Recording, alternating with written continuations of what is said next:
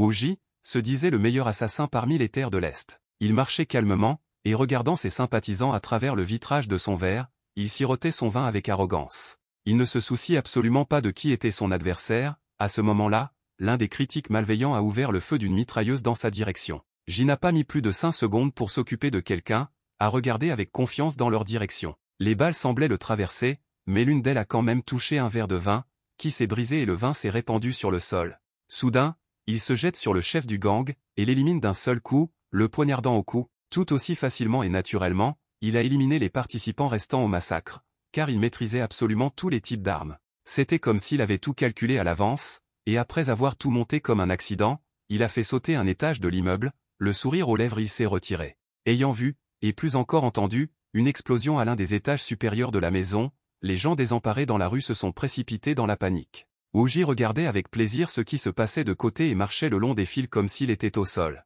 Plein de confiance en lui, il a raconté à quel point il aimait ce style de vie. Soudain, il ressentit une vive douleur intérieure, étant perplexe et ne comprenant pas ce qui s'était passé. Il s'est retrouvé en train de voler vers le bas, peu à peu ses yeux se sont remplis de sang, il était tourmenté par la question de savoir qui avait bien pu le tuer. S'élevant rapidement, j'y vis la silhouette d'une fille inconnue debout sur les mêmes fils. Peu à peu son image se brouilla, il entendit une voix retentissante, comme si quelqu'un lui disait dans sa tête que c'était une fin trop banale. Un homme masqué est apparu devant lui, se qualifiant de système d'intention meurtrière, il lui a proposé de retrouver le tueur, en échange, en accomplissant plusieurs tâches. Il a été transporté dans différents mondes, dans chacun desquels il y avait toujours quelqu'un qui voulait tuer brutalement. En conséquence, sa tâche était de catalyser ou d'exterminer ces personnages fous. Comme il n'avait pas vraiment le choix, il accepta naturellement l'offre. Il se sentait comme un jouet entre les mains du diable et comprenait qu'il allait devoir se plonger à corps perdu dans le cycle du meurtre. Pendant ce temps, il était toujours ramené à la vie, ce qui était certainement un plus, il ne pouvait s'empêcher d'en être heureux. Il a également découvert que sa vie pourrait devenir plus intéressante. Elle a demandé à la laisser partir, pendant qu'il déchirait ses vêtements, il est allé en direct sans ménagement et a tout filmé sur son téléphone. L'un d'eux a dit de la presser contre le mur, elle a quand même supplié de ne pas faire ça, mais les spectateurs qui ont écrit des commentaires ont aimé ça. On a dit à l'excellente étudiante qu'elle n'espérait peut-être pas d'aide, puisqu'ils étaient en cours d'été. À ce moment-là, il lui a demandé si elle essayait de l'aider en faisant venir un volontaire dans la classe. L'intimidateur a attrapé le volontaire nu par les cheveux et a dit que l'excellent élève Zhang le cherchait. Wang Wei lui a donné un coup de pied, répétant qu'il devait se dépêcher, car elle l'appelait. Wu serrant les dents, gisait sur le sol froid, et Zhang ne savait pas comment l'aider. Il lui tendit la main, disant qu'il ne voulait pas de tout cela. En réponse, elle le regarda silencieusement avec des yeux tachés de larmes. J a essayé d'atteindre le pauvre excellent élève avec sa main, disant qu'il avait été forcé. Ils ont continué à filmer tout cela devant une caméra, où les commentaires d'individus immoraux coulaient comme une rivière. Van a encore frappé le professeur, qui cette fois est tombé et a heurté le radiateur. L'un des complices a remarqué que Wei en avait exagéré et que J ne vivrait peut-être pas assez longtemps pour voir demain, il a répondu que personne ne se souciait de lui. Le professeur s'est excusé auprès de Zhang de ne pas avoir pu l'aider. Wu était assis près du radiateur et saignait, il était en colère, mais ne pouvait pas influencer la situation. Wang a attrapé Zhang par les cheveux et a déclaré effrontément que personne ne pouvait l'aider. Soudain, la conscience de J s'est obscurcie, les images sont devenues floues dans ses yeux. Le système d'intention de tuer a activé le transfert puisque le porteur J était mort. Il ne comprenait pas ce qui lui arrivait, s'il était mort ou vivant. À cette époque, Van et sa compagnie continuaient d'intimider l'excellent élève, il lui dit qu'elle pouvait crier autant qu'elle le voulait. Soudain, Zhang a crié, « Pourquoi lui font-ils ça ?» Autour, une foule d'écoliers restait debout et regardait ce qui se passait. Wei lui a répondu qu'il voulait que justice soit rendue aux faibles, alors maintenant elle prendrait leur place, et l'a exhorté à ne pas donner de coups de pied. Il a ajouté que si elle était une fille obéissante, rien ne lui arriverait. À un moment donné, Van a senti que quelqu'un se tenait derrière lui. Il a vu Wu vêtu d'un manteau et lui a ordonné de se rapprocher. J soupira de soulagement, il réalisa que c'était sa première tâche. L'homme masqué lui répondit qu'il fallait réprimer les violences dans cette école en 72 heures. Il a également ajouté qu'en tant qu'ancien assassin, c'était une tâche assez simple. J a répondu qu'il pouvait préparer la prochaine tâche pour lui et s'est mis au travail. Il a pris un flacon rempli d'une substance chimique inconnue et a dit qu'en 30 secondes, tout le monde dans cette pièce mourra et versera le contenu dans un autre flacon contenant une certaine substance. Wang a demandé ce que J marmonnait dans sa barbe, l'homme masqué a pensé que c'était intelligent d'utiliser du fulminate de mercure. Il a également ajouté que J ne pouvait pas faire de mal à autrui. À ce moment-là, Wei a dit qu'il valait mieux ne pas le mettre en colère. Il a répondu à l'homme masqué qu'il était un citoyen respectueux des lois et qu'il ne pouvait pas faire de mal aux gens. Wang a essayé de frapper J. Le flacon contenant du fulminate de mercure est tombé de la table, une explosion s'est produite, J a remarqué que personne n'était responsable des accidents. Enragé et ensanglanté, Van gisait sur le sol, regardant sa brûlure à la main, criant de douleur. Le système d'intention meurtrière pensait que J profitait des failles des règles. Il a remarqué que J est un porteur idéal, et avec lui, son plan se déroulera parfaitement. Mais il a remarqué que si J implique des innocents, cela affectera directement sa résurrection. Il demanda à l'homme masqué avec surprise s'ils étaient innocents. Et désignant la bande de voyous de Wei qui se moquent des faibles, il a demandé s'ils les pensaient. Ou ceux qui se tiennent à l'écart, le masque a répondu qu'ils étaient innocents sauf pour la cible, J a noté qu'il avait des normes intéressantes. À ce moment-là, Van se roulait par terre et se tordait de douleur, ses complices regardaient simplement ce qui se passait. Wayne a crié et les a exhortés à tuer J immédiatement et à ne pas rester là comme un pilier. J a mené une série d'attaques ultra rapides contre les idiots choqués par sa force soudaine. Debout derrière eux, il les regardait crier de douleur sauvage après ses coups. J a pensé au fait qu'ils bousculaient leurs camarades de classe en toute impunité, et en plus, ils avaient des drogues illégales. Il se rendit compte que la cible de sa mission ne faisait probablement pas partie de cette foule. Il a continué à raisonner, en plus du fait qu'il ne doit pas impliquer des innocents, il a aussi un délai. Soudain, Woji se souvint de la pauvre excellente élève, il se tourna vers elle. Il la regarda pitoyablement, en réponse elle le regarda, et ne sut comment le remercier. J a noté qu'il ne pouvait même pas penser qu'ils se rencontreraient si tôt, même dans une telle situation. Il lui tendit la main et, lui caressant les cheveux, lui dit qu'elle devrait remercier sa chance. Pour une telle coïncidence de circonstances dans laquelle il se trouvait au bon endroit au bon moment. Il a ajouté qu'il y a quelques jours à peine, il était le meilleur assassin du pays des dragons.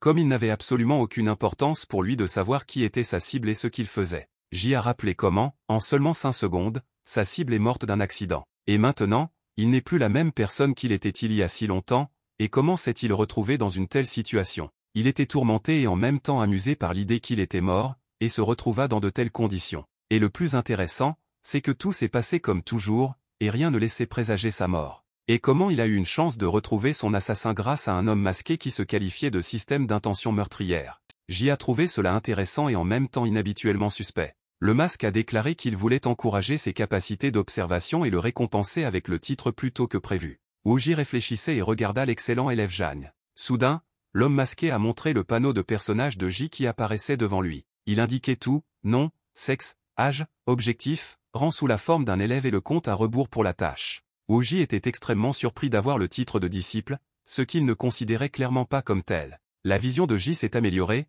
il a commencé à numériser tout ce qui se passait autour de lui. Il a regardé autour de lui, des informations sur n'importe quel objet lui ont été affichées, à partir de quoi et quand l'objet a été créé, sous forme d'hologramme.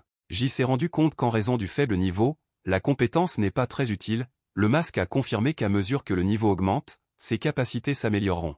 Soudain, Woji appela une voix, lui demandant ce qui se passait et quel était ce son assourdissant. Il s'est avéré que c'était la voix du directeur de l'école, à qui Wang a déclaré que J voulait tous les tuer. À cette époque, il réalise qu'élever son niveau n'est pas si difficile, il doit étudier l'objet plus attentivement. Il faut aussi maîtriser le savoir-faire de l'observation, qui est plus caractéristique d'un éclaireur que d'un tueur. À ce moment-là le réalisateur lui criait dessus. J a ignoré le réalisateur en colère de toutes les manières possibles, il pensait à sa tâche. Le réalisateur a dit que J expliquerait à ses parents ce qui s'était passé, J l'a regardé, lisant les informations le concernant. Il a joué le jeu du réalisateur, qui a répondu en disant qu'il n'était pas nécessaire de s'attirer les faveurs de lui et que quelqu'un devrait répondre de ce qui s'était passé. J a dit que quelqu'un devrait être tenu responsable, mais nous parlons de la responsabilité des photos sur l'ordinateur du réalisateur. Le réalisateur s'est demandé comment J avait connaissance des photographies et a demandé de quel type d'explosion il s'agissait, il a répondu que c'était un accident. Avec sa blessure déjà pansée, Wang a déclaré que c'était la faute de J et a appelé le directeur Liu à le détenir. Soudain, Jeanne est devenu direct envers Maître Wu, disant que de cette façon il la protégeait. Le réalisateur a remarqué ses vêtements déchirés et n'a pas su comment réagir. Voyant la réaction du directeur Liu, Ping se recroquevilla et se recroquevilla. Un cri portant le nom de Ping a été entendu dans la foule, c'était son ami Yulian qui se précipitait à son secours. Elle a couru vers Jeanne et lui a demandé si elle allait bien et ce qui s'était passé ici. Yu a dit que Ping avait fait beaucoup de choses pour la protéger et que l'intimidation lui avait été transmise. Jeanne a répondu qu'elle allait bien. Leur conversation a été interrompue par un Wang hurlant, qui essayait d'influencer le directeur Liu. Il a crié à Ziyuan sans aucun respect, lui reprochant de ne pas le croire. Liu a commencé à penser que s'il mettait en colère le père Wang, alors il n'y aurait plus d'argent pour la construction, il cherchait un moyen de se débarrasser de J. Wen a cessé de faire pression sur le réalisateur, faisant allusion à son incompétence dans cette situation. Il a accusé J et Zhang d'obscénité, ce qui, selon lui, étaient démontrées par leur apparence. S'adressant à la foule de ses camarades de classe, Van a demandé de confirmer ce qui précède. Tout le monde commença à se regarder, réalisant ce qui les attendait s'ils ne confirmaient pas les paroles de Wei. L'un d'eux a quand même osé prendre le parti de Van et a dit qu'il disait la vérité. Le directeur a déclaré que désormais tout était clair pour lui et qu'il prendrait les mesures nécessaires. Le réalisateur Liu Ziyuan était satisfait de lui-même et de la façon dont la situation avait été résolue. Il s'est tourné vers Ji et Jeanne et a dit qu'il ne tolérerait plus leur présence. Ping a dit que tout n'allait pas et qu'il mentait. Yulian a confirmé ses paroles, disant que Jeanne n'est pas comme ça. Ji a noté que les larmes ne devraient être montrées qu'à un être cher. Et il a ajouté, mais pas devant cette lie de la société, puisqu'ils n'en valent pas la peine. Ils se sont regardés. Wang s'est tourné vers Ji, disant qu'il n'osait pas le contredire et qu'il ne servait à rien de rivaliser avec lui. Le professeur Wu a sarcastiquement sorti son téléphone, avec des enregistrements vidéo de son intimidation envers Jeanne. Wang s'est demandé quand Ji avait réussi à prendre son téléphone alors qu'il montrait le contenu au réalisateur. Wu s'est tourné vers ses camarades de classe qui ont pris la défense de Van et ont dit qu'ils étaient des menteurs éhontés. En réponse, ils brûlèrent de honte et ne savaient que faire ni que dire pour leur propre défense. Ji a posé sa main sur la tête du réalisateur et lui a demandé s'il ferait le bon choix. Le professeur Wu a regardé dans les yeux du principal Liu d'un air menaçant et a répété la question. Ziyuan s'est surpris à penser qu'il avait peur de Ji, pour une raison quelconque, il lui semblait que s'il désobéissait, alors la mort l'attendrait. Le directeur Liu s'est rapidement dirigé vers la sortie. Wang, à son tour, a tenté en vain de l'arrêter.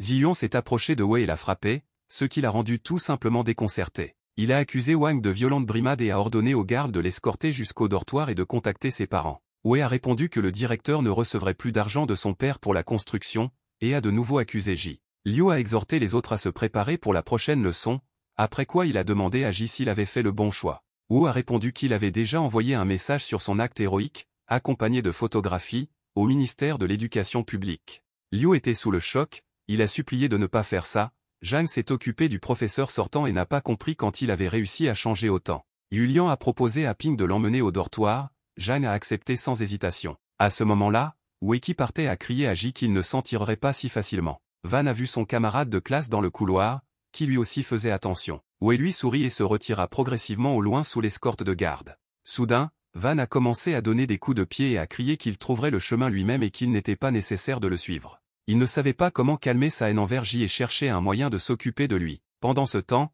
Wu Ji se promenait dans le parc. Il réalisa qu'il lui restait 71 heures avant de terminer la tâche. Soudain, une notification est apparue indiquant que la formation de Chu était terminée à 80%. Le masque est apparu et a dit qu'il aimait Ji. Lors de la première tâche, il avait déjà mis Chu en mouvement. Wu a demandé quel genre de formation Chu était. Il a répondu qu'une personne qui avait l'intention de tuer pourrait se transformer en monstre Chu, et quand ce sera à 100%, quelqu'un mourra. L'homme masqué a dit qu'il était intéressé par la façon dont l'ancien assassin allait gérer Chu. Wu a répondu qu'il était également curieux. Il a également ajouté que lorsqu'il verra Chu, Ji comprendra qu'une personne ordinaire ne peut pas faire face à lui. À ce moment, depuis la fenêtre d'un immeuble de grande hauteur, le même monstre Chu les observait. Ses yeux brûlaient, il voulait tuer Wu Ji, il se répétait cela encore et encore. Ji et le masque semblaient avoir l'impression que quelqu'un les regardait, ils se retournèrent et Wu demanda à l'homme au masque ce que c'était. Il resta stupéfait et ne comprit pas le sentiment qui s'emparait de lui. Ce à quoi le système des intentions meurtrières a répondu, rien de spécial et il est temps de passer aux choses sérieuses. Pendant ce temps, le coucher du soleil était déjà venu, le soleil se couchait de plus en plus bas, dépassant l'horizon. Enfin vint une nuit fraîche qui enveloppa la ville de son mystère. Wu Ji était allongé sur le lit et ne pouvait pas dormir, un masque flottait négligemment dans les airs au-dessus de lui. Ji a décidé d'utiliser à nouveau ses capacités pour enfin vérifier leur efficacité. Le masque s'est arrêté, réalisant que vous testiez des compétences, mais si vous voulez vivre plus longtemps, vous ne devriez pas utiliser des compétences inconnues. À cette époque, Ji révéla tout le potentiel de ses capacités. Il a remarqué que la compétence d'étude fonctionne dans un rayon de 3 mètres et que la compréhension se limite principalement aux souvenirs. Il voulait vérifier que s'il combinait des informations déjà connues. J'ai également remarqué que les nouvelles données dépassent les limites des compétences innées et de la mémoire. Ji a étudié l'oiseau assis sur une branche d'arbre, en conséquence toutes les informations à son sujet sont apparues. Le rayon et la durée d'utilisation dépendent de la mentalité, pour le moment, la durée d'utilisation est d'environ 5 secondes. Ji s'est rendu compte que ses capacités mentales étaient inférieures à la moyenne et n'a pas pris de risque. Le masque a compris que Wu était meilleur que les porteurs précédents. Ji a dit qu'il voulait utiliser cette capacité sur une personne totalement sûre. Il se dirigea vers le miroir, le masque réalisa que Wu voulait dire lui-même lorsqu'il parlait d'une personne sûre, il restait 54 heures. Ji a remarqué que pour l'expérience, le corps du défunt dans lequel il se trouve désormais est un matériau idéal. Il regarda dans le reflet de ses yeux et utilisa sa capacité à étudier. On lui a montré toutes les informations sur le défunt, où il était question de saisir ses souvenirs. J'y étais surpris, il pensait qu'il avait automatiquement acquis tous les souvenirs. Le système des intentions meurtrières lui a suggéré de le vérifier pour s'en assurer, ce que vous avez fait. J'y a dit que c'était incroyable de voir comment il pouvait observer les événements passés du point de vue de Dieu, le masque a souri en réponse. Le masque a ajouté qu'il y avait un excès d'informations dans la mémoire à court terme, s'est rendu compte que les zones dans le brouillard sont des informations qu'il n'a pas perçues. Gilles a vu partir travailler comme bénévole au lycée pour acquérir de l'expérience, ou voulait trouver quelqu'un qui travaillait dans l'ombre. Son rêve était de travailler comme enseignant, car à l'école il avait des moments difficiles. À cette époque, il n'a pas abandonné grâce au soutien de son professeur, et lui, en tant qu'enseignant, a voulu aider les élèves. Soudain, il s'est arrêté parce qu'il a vu que la jeune fille était harcelée par une foule d'adolescents dirigés par Wang Wei. La pauvre fille a été battue, ses vêtements ont été déchirés et elle pleurait. Il l'a défendue, retenant la main de Van, il a demandé pourquoi ils intimidaient leurs camarades de classe. En réponse, Wei lui a donné un violent coup de pied, le faisant tomber au sol. Allongé par terre, le professeur a essayé de se protéger le visage avec ses mains des coups. Van a demandé d'où il venait et pourquoi il se mêlait des affaires des autres. Le professeur l'a exhorté à se calmer, affirmant qu'il n'avait pas le droit de faire cela. L'enseignant battu est venu voir le directeur Liu Ziyuan pour résoudre le problème. Il lui reprochait de laisser aller les élèves qui offensaient leurs camarades. Le directeur a appelé au calme l'enseignant en levant la main devant lui, avec une position caractéristique de la paume, qui était un signal d'arrêt. Ajustant ses lunettes et l'air intelligent,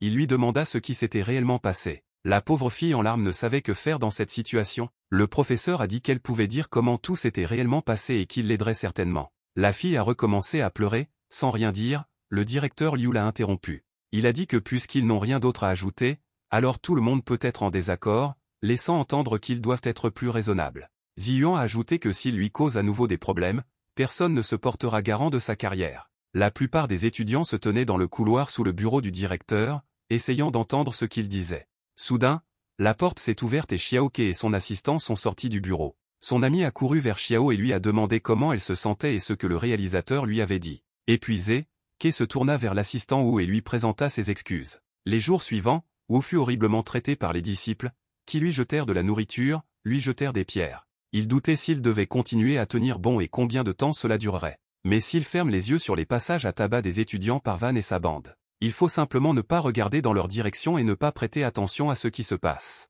Il a compris qu'une personne ordinaire ne serait pas en mesure d'aider les enfants du monde entier et ne protégerait pas tout le monde, lorsqu'il s'est soudainement battu avec Wei. Déjà battu par Wang, Ji se tenait dans le bureau du directeur et écoutait son prochain juron. Le directeur a déclaré qu'il regrettait la décision de l'embaucher comme bénévole, et à cause de lui tous les problèmes. Finalement, Xiao commença à parler, essayant de raconter comment tout s'était passé. Déclarant que c'était Wang et sa bande qui l'avaient offensé et que l'assistant l'avait défendu, Wei a répondu en disant qu'elle mentait. Le directeur Ziyuan a demandé à Ke si tout ce qu'elle venait de dire était vrai. Il ne pouvait même pas penser que tous ses efforts n'étaient pas vains, du moins chez cette petite et courageuse fille. Elle voyait clairement à quel point elle devenait plus audacieuse en disant la vérité, elle ne pleurait pas et essayait d'avoir l'air confiante. Mais malheureusement, cela n'a pas duré longtemps. Après un certain temps, ils ont signalé que Xiaoke était tombé par la fenêtre. Tout le monde a été choqué ce matin pluvieux, l'assistant Wu est tombé à genoux devant son corps. Il se pencha sur elle, et n'en croyant pas ses yeux, essaya de comprendre comment cela pouvait arriver.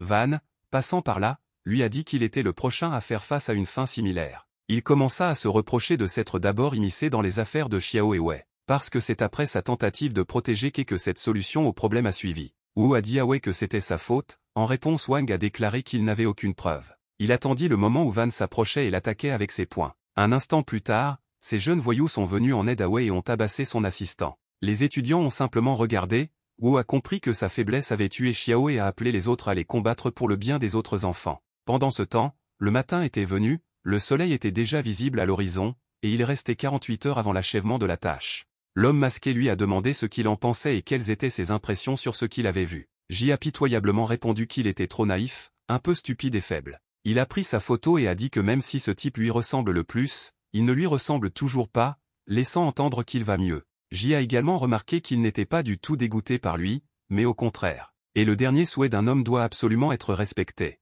Le masque lui demandait où il allait, car il lui restait peu de temps pour accomplir cette tâche, lui rappelant que s'il échouait, il mourrait. En réponse, il sourit et disparut dans une direction inconnue. À ce moment-là, dans la cour de l'école, le groupe de Wang, dirigé par lui, a intimidé un élève en surpoids. Il leur a demandé d'arrêter de le battre, car ils n'en pouvaient plus. Ils ont continué à le battre, disant qu'une personne aussi grosse que lui ne devait pas ressentir les coups. L'un des battus s'est penché vers leur victime et lui a dit qu'il devrait le supporter, car de cette façon il gagnerait le respect de Van. J est venu par derrière et a dit qu'il n'obtiendrait jamais le respect de quelqu'un, ni l'emplacement. L'intimidateur a commencé à le menacer, tandis que le deuxième a remarqué que tu étais devenu quelque chose de différent. J a frappé l'un d'eux très fort, l'a frappé au visage, du sang a giclé. L'impact a été si fort qu'il s'est littéralement envolé dans des tuyaux métalliques. J a dit que maintenant il peut ressentir une vraie force et comprendre à quel point il est plus faible que lui. Les étudiants ont été obligés de se battre. L'un des voyous a dit que s'il perd, il nettoiera les toilettes, s'il gagne, ils ne le toucheront pas pendant une semaine. En conséquence, l'un des étudiants a gagné le combat et une autre victime battue gisait sur le sol. À ce moment-là, l'un des hooligans a pris une bouteille à la main et s'est approché de l'homme battu. Il a dit à la victime qu'il avait parié de l'argent sur lui pour gagner, mais il a perdu et, d'un geste de la main, il lui a fracassé la bouteille sur la tête. Il a continué à le battre et l'a exhorté à se lever et à continuer le combat. En réponse, il a répondu qu'il ne pouvait pas. Le pauvre garçon battu est resté allongé et a réfléchi à la raison pour laquelle de telles personnes vivent même dans le monde,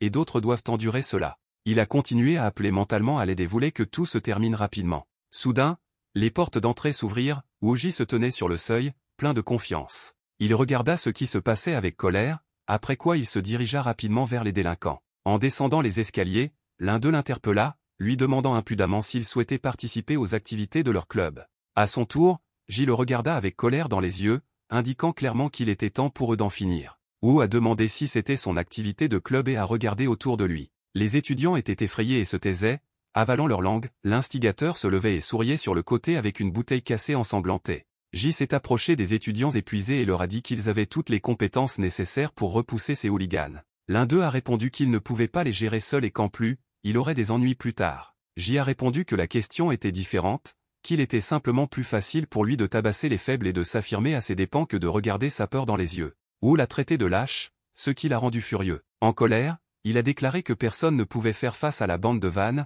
ni les professeurs ni lui. À ce moment-là, un autre est venu et a demandé ce que tu disais ici. Il a tendu le mégot de sa cigarette vers le professeur et lui a dit de sortir d'ici. J, froidement et complètement à l'aise, attrapa sa main dans laquelle se trouvait un mégot de cigarette. Il leva vers lui un regard menaçant, laissant entendre que c'était une mauvaise idée. Réparant sa main, il tendit la main et retira le mégot de cigarette fumant de ses doigts. Petit à petit, il commença à comprendre qu'il ne pouvait pas résister à sa force. Tu as dit qu'avant de compter sur les autres, tu dois comprendre ce que tu peux faire toi-même, et il lui a tordu le bras, le mettant ainsi à genoux. Il a demandé à entrer, pendant que J éteignait le mégot de cigarette sur sa langue, et a noté que fumer était nocif pour la santé. Soudain, les hooligans du gang de Wang ont crié que J avait des ennuis. Un homme masqué flottant dans les airs a remarqué que les jeunes d'aujourd'hui sont intrépides et extrêmement sûrs d'eux. Tous les disciples ont été choqués par les incroyables capacités de Woji. Ils se figèrent sur place, la bouche ouverte, et regardèrent Wu, l'un après l'autre, se disperser dans la pièce. Autour de J,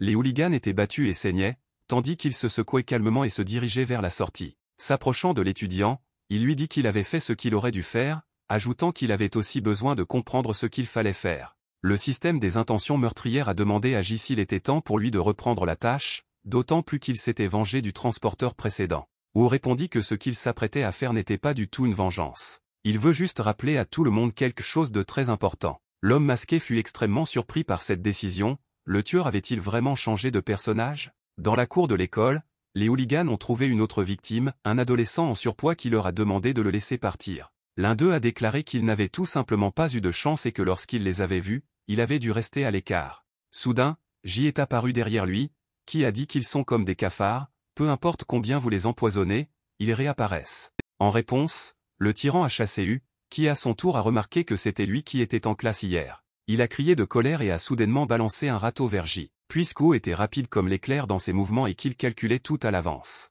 Il para facilement le coup, renversant le râteau de sorte que seul le bâton restait dans ses mains, et la partie métallique s'envola. Après quoi, il lui a immédiatement porté un violent coup au visage. Le scélérat découragé s'envola sur le côté et tomba au sol. À ce moment-là, le râteau métallique a pris de la vitesse et est tombé. Ils ont atterri juste entre les jambes de l'intimidateur, le faisant crier comme un enfant. Ses complices se tenaient déjà derrière J, il se tourna calmement dans leur direction. Ils ont dit effrontément et en riant qu'ils n'avaient pas peur de U, laissant entendre qu'il aurait des ennuis. Les voyous se tenaient debout et souriaient toujours, les buissons commençaient à bouger derrière eux. Bientôt, des gens du gang de Wang sont venus à leur aide, disant qu'ils attendaient J, parce qu'il avait couru toute la journée. Les étudiants qui regardaient derrière parlaient, quelqu'un voulait appeler la police, un autre a dit que pour cela, il serait plus tard puni par le gang. Ils t'ont encerclé, et l'un des hooligans a remarqué qu'il jouait en vain le héros, et qu'on ne peut toujours pas faire un mur avec de la boue. Wu regarda autour de lui, voyant du chaos partout, il se prépara. Il a répété à voix haute qu'on ne peut vraiment pas faire un mur avec de la boue. À ce moment-là, ils se précipitèrent sur J, qui avait déjà réussi à gérer une chose. Toujours avec le même sang-froid, il s'est occupé de la bande 1 à 1. Ils étaient moins nombreux, coup après coup volaient dans leur tête vide. Soudain, l'un d'eux a balancé un bâton en bois sur J, il n'a réussi qu'à se retourner. Comme le même étudiant que vous essayez de joindre avait déjà eu affaire à lui, J a vu comment il l'a défendu et a été agréablement surpris. En essayant de reprendre son souffle, le gars lui-même ne croyait pas à ce qu'il venait de faire. Wu lui a demandé s'il avait peur de s'opposer à eux cette fois-ci. L'adolescent lui a attrapé la tête et a tristement admis qu'il avait réellement peur. Mais il a remarqué que le professeur lui avait raison, si tu veux changer quelque chose, tu dois commencer par toi-même. Les hooligans du gang de Wei ont crié que cet enfant suivrait son professeur, laissant entendre qu'ils étaient la majorité. À ce moment-là,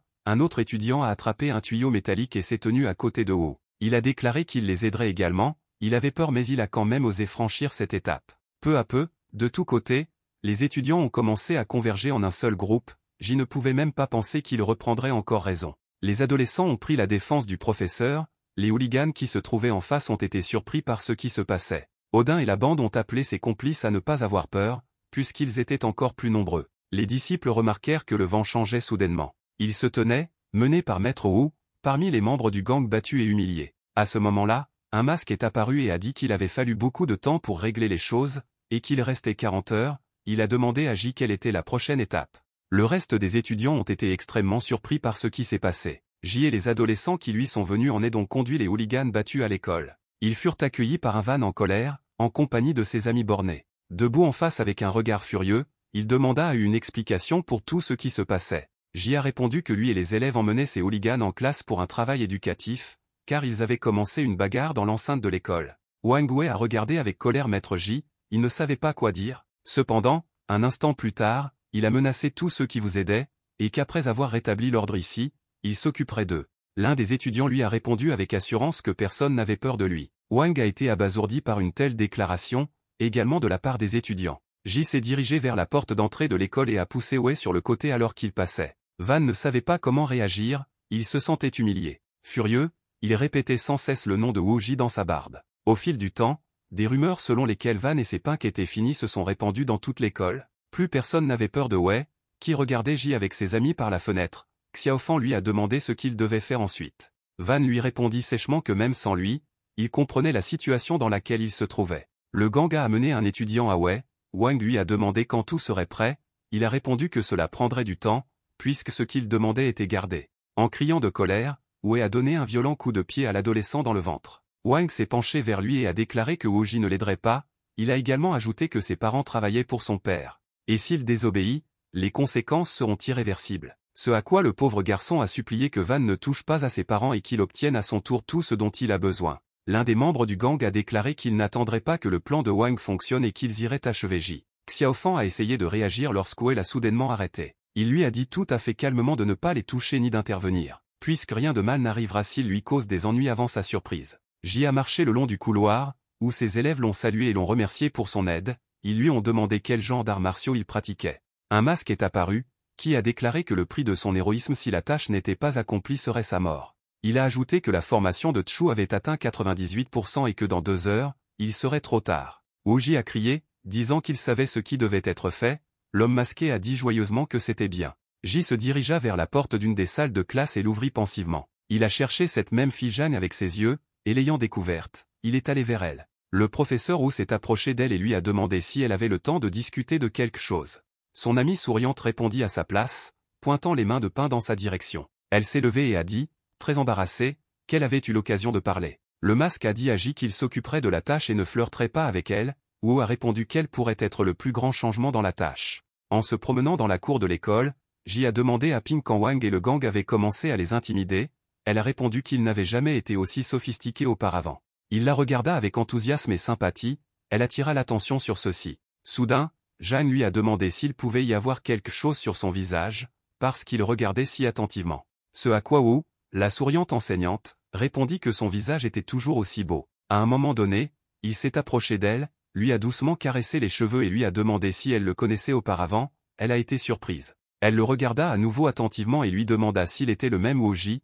Ils avaient été transportés dans une autre dimension. Elle a demandé s'il était numéro 1 dans la liste des tueurs. Il a répondu que c'était vrai. Sortant un couteau, elle l'a mis sous la gorge de Hu. Elle a dit que seul un idiot serait guidé par cette liste, et si Hu interférait avec elle, alors elle l'enverrait après les autres. Après avoir frappé son couteau avec le sien et l'avoir mis sous son cou, il dit qu'il était heureux d'avoir une telle compréhension mutuelle lors de la première rencontre. Elle était extrêmement confiante et le regardant dans les yeux, elle lui rendit son sourire. Jeanne lui a donné la main, il a à son tour remarqué qu'elle était vraiment amicale comme on dit d'elle. Elle a dit que l'amitié n'existe qu'entre égaux, il a supposé qu'il était le seul à avoir obtenu sa faveur. De retour à la réalité, J semblait se sentir observé. En fait, quelqu'un a coupé le fil du poteau et a démarré la moto. Jeanne s'est également retournée et a vu ce qui se passait, ce qui l'a rendue extrêmement surprise. Wu la regarda dans les yeux et lui demanda si elle voulait expliquer ce qui se passait. Ils se mirent à danser, et se retrouvèrent à nouveau dans un monde parallèle, où ils étaient au bal. Soudain, au milieu de la danse, il l'attira près de lui et lui prit doucement la jambe.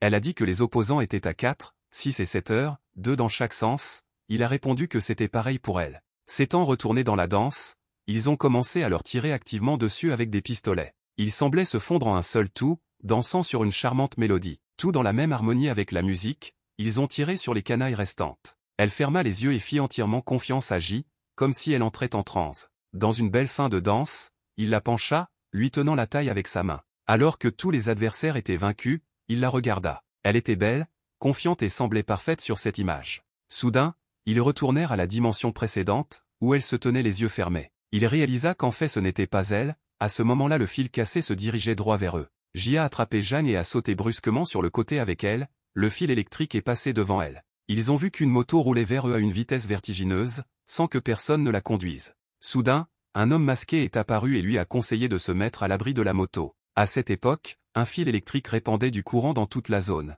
Tu as fait attention, car il y avait un bruit caractéristique derrière eux, et tout brillait. Devant une moto volait sans ralentir, on aurait dit qu'ils étaient coincés. Le système des intentions meurtrières a pensé à haute voix qu'il devrait chercher un nouveau transporteur. Il appuya Pain contre lui et sourit en réponse à la déclaration de l'homme masqué. Wu a dit qu'il était blessé lorsqu'il le sous-estimait. Wu a décidé d'utiliser la première compétence de l'élève, ce qui était une très bonne idée. Utilisant cette capacité, il a coupé les fils nécessaires sur la moto, le provoquant ainsi à exploser, derrière lequel se trouvaient J et Jeanne. Depuis les fenêtres de l'école, des cris retentissaient indiquant que la lumière s'était éteinte, et il y avait une sorte de son fort. Pin s'est surprise à penser que Maître Wu avait bougé sa main et qu'il y avait eu une explosion. Les étudiants à la fenêtre ont crié que quelque chose s'était passé et voulaient descendre pour voir. Jeanne a demandé à J qui il était après tout. Il a souri et a répondu assez modestement qu'il était une personne ordinaire. Les étudiants ne se sont pas calmés, ils ont ouvert la fenêtre et ont trouvé un feu en dessous. Ce dont ils criaient, J a pris Ping dans ses bras et a disparu avec elle dans une direction inconnue. Pendant ce temps, un étudiant entra dans le laboratoire de chimie et promit à Van une certaine substance. Après avoir pénétré à l'intérieur et trouvé le bon casier, il en sortit ce dont il avait besoin. Il comprenait parfaitement que c'était mal, mais il n'avait pas le choix. À ce moment-là, dans l'appartement de J, il a dit toute la vérité à Ping, qu'il était dans le corps du professeur J, afin de les aider à faire face à Wei. Le masque a demandé pourquoi il l'avait dit, Hu a répondu que les règles ne l'interdisent pas, le masque a ajouté parce qu'une personne normale ne le croirait pas. Soudain, Jeanne s'est levée et a dit qu'elle comprenait tout, qu'elle avait une demande et qu'elle aiderait. L'homme masqué a été surpris de sa crédulité. Tu lui as demandé si elle avait peur que tout soit un mensonge, elle a répondu qu'elle et le professeur étaient différents, ça ne servait à rien de lui mentir, elle n'avait pas d'argent, mais pour la séduction. Elle est devenue silencieuse, puis a poursuivi en disant qu'il existe d'autres moyens beaucoup plus efficaces de le faire. Elle a dit qu'elle le croyait et voulait l'aider, Wu a répondu qu'il n'avait qu'un petit problème, Pain s'est dépêché de lui dire. Il se pencha plus près d'elle et lui demanda de prendre soin de lui. J a essayé d'utiliser la deuxième compétence de l'élève, la connexion mentale, sur Jeanne. C'était comme si un courant électrique avait englouti la tête et le corps de Pinet, mais il n'y avait aucune douleur. Ses pupilles dilatées, elle ne comprenait pas ce qui lui arrivait. Le lendemain, à l'école, avec un système d'intention meurtrière, tu es sorti dans la cour. Le masque disait qu'il ne peut pas entrer dans les profondeurs de l'espace mental quand il le souhaite. Il a continué en disant qu'en créant l'homme, ils l'ont divisé en égaux et harmonie de l'esprit avec la matière. Le surmoi est responsable des attitudes morales, et le subconscient est responsable de la totalité des pulsions instinctives. Et pour entrer dans cet espace, vous devez recevoir l'approbation de l'ego de l'autre côté, sous forme de sympathie ou de mort. Il faut alors affronter les limites du surmoi, et ce n'est qu'en brisant ces chaînes qu'on peut entrer dans le subconscient. Il faut éviter l'influence des impulsions et de la passion animale, et on peut alors explorer l'espace mental de l'autre côté. Le masque a été surpris de voir comment J a pu entrer dans son espace, en d'autres termes, elle n'a aucune restriction imposée par le surmoi, est-elle vraiment une sainte? Ils ont vu Jeanne prendre la défense des filles et, saisissant un bâton, menacer les hooligans de violence. L'homme masqué la regarda de côté, pensant qu'elle était vraiment une sainte. Jeanne s'est tournée vers les filles et les a calmées, a dit que tout allait bien, elle s'est présentée comme Jeanne Pinuer et a demandé quels étaient leurs noms. Ils ont continué à observer sa relation avec les filles, qui étaient déjà comme des amies, elles mangeaient à la même table, marchaient ensemble. Soudain J ouvrit les yeux, un sentiment incompréhensible ne le quitta pas. Il a vu Jeanne devant lui, inquiète pour quelque chose, elle avait l'air confuse. Ping a déclaré que Wu lui avait demandé de prendre soin de lui et avait perdu connaissance, après quoi elle l'avait traîné sur le lit. J s'est tourné vers elle et lui a demandé si elle avait des questions sur ce qui s'était passé ou s'il avait trouvé des indices. Elle a répondu qu'elle lui faisait confiance, la seule question était de savoir si elle l'avait aidé. Le masque a noté que son intégrité était décourageante. Il a dit qu'elle l'avait certainement aidé et qu'il était capable de comprendre le but de la tâche. L'homme masqué lui a demandé ce qu'il avait découvert, Wu a répondu que le but de la tâche était, pas la dépêcher en lui demandant qui était la cible. Wu Ji semblait avoir une révélation, il avait l'air de savoir quoi faire ensuite. Soudain, un message est apparu indiquant qu'il ne restait plus qu'1% avant la formation de Chu. Le masque disait que ce n'est pas ainsi que les choses se passent habituellement. J a décidé d'utiliser cette capacité, l'océan illimité de connaissances. L'homme masqué a remarqué qu'après avoir obtenu des informations anormales, il était capable de déterminer les plans et même les actions de Chu.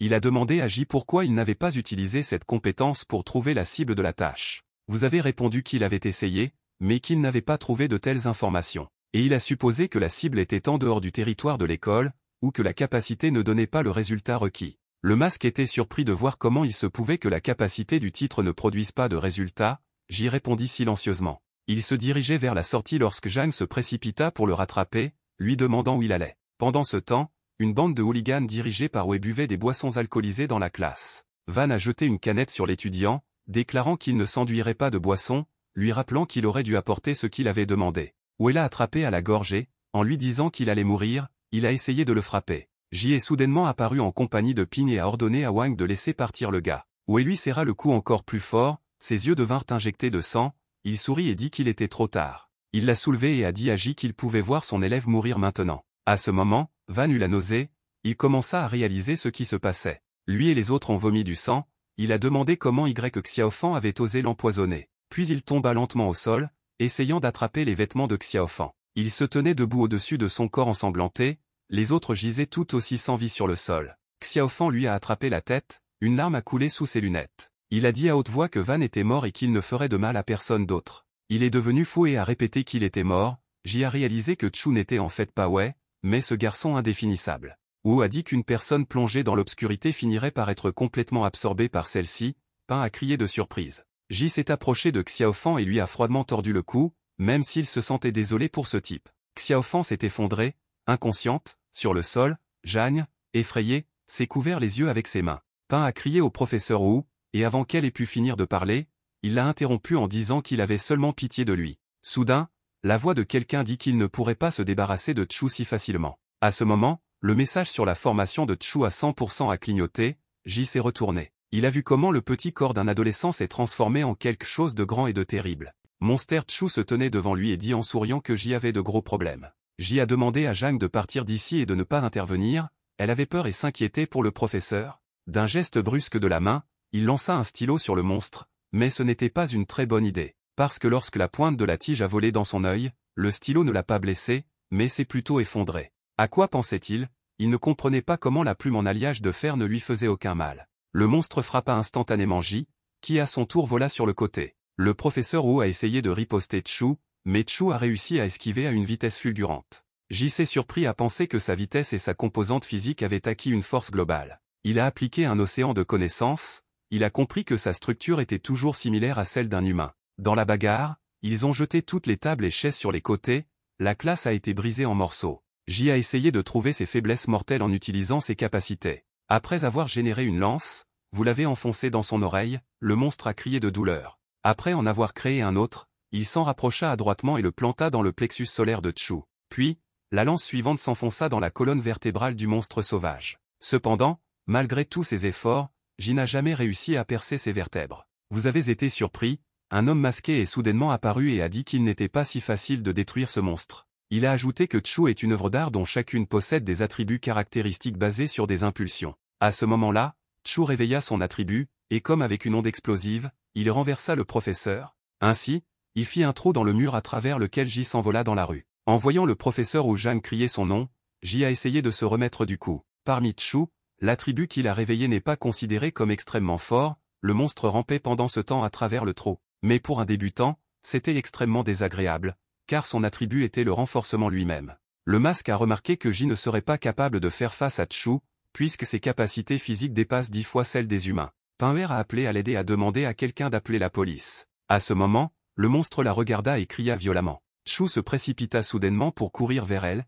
Ji comprit qu'il était trop fort. Le monstre était déjà à mi-chemin lorsqu'il sursauta et poussa Zhang sur le côté. Tout s'est passé très vite, Chu l'a attaqué et lui a arraché la main. Il ne pouvait pas esquiver, le monstre répondit par un coup puissant. Zhang regardait pitoyablement ce qui se passait, elle comprit qu'elle ne pouvait pas l'aider. Ji a essayé de couvrir sa main, mais le monstre l'a encore frappé. Le professeur s'est envolé vers les poubelles, mais n'allait pas abandonner. L'homme masqué lui a suggéré d'abandonner et d'en finir pendant qu'il trouve un nouvel hôte. Ce à quoi Ji a répondu que changer la mangeoire juste devant lui est le comble de l'indécence. En se levant, Yu dit qu'il avait récemment remarqué quelque chose, le masque lui demanda comment il allait se battre dans un tel état. Ji a utilisé l'océan illimité de connaissances et a commencé à étudier le renforcement lui-même. Le masque indiquait qu'il ne voulait pas se voir se dérouler en morceaux, puisqu'il allait utiliser le renfort lui-même sur lui-même.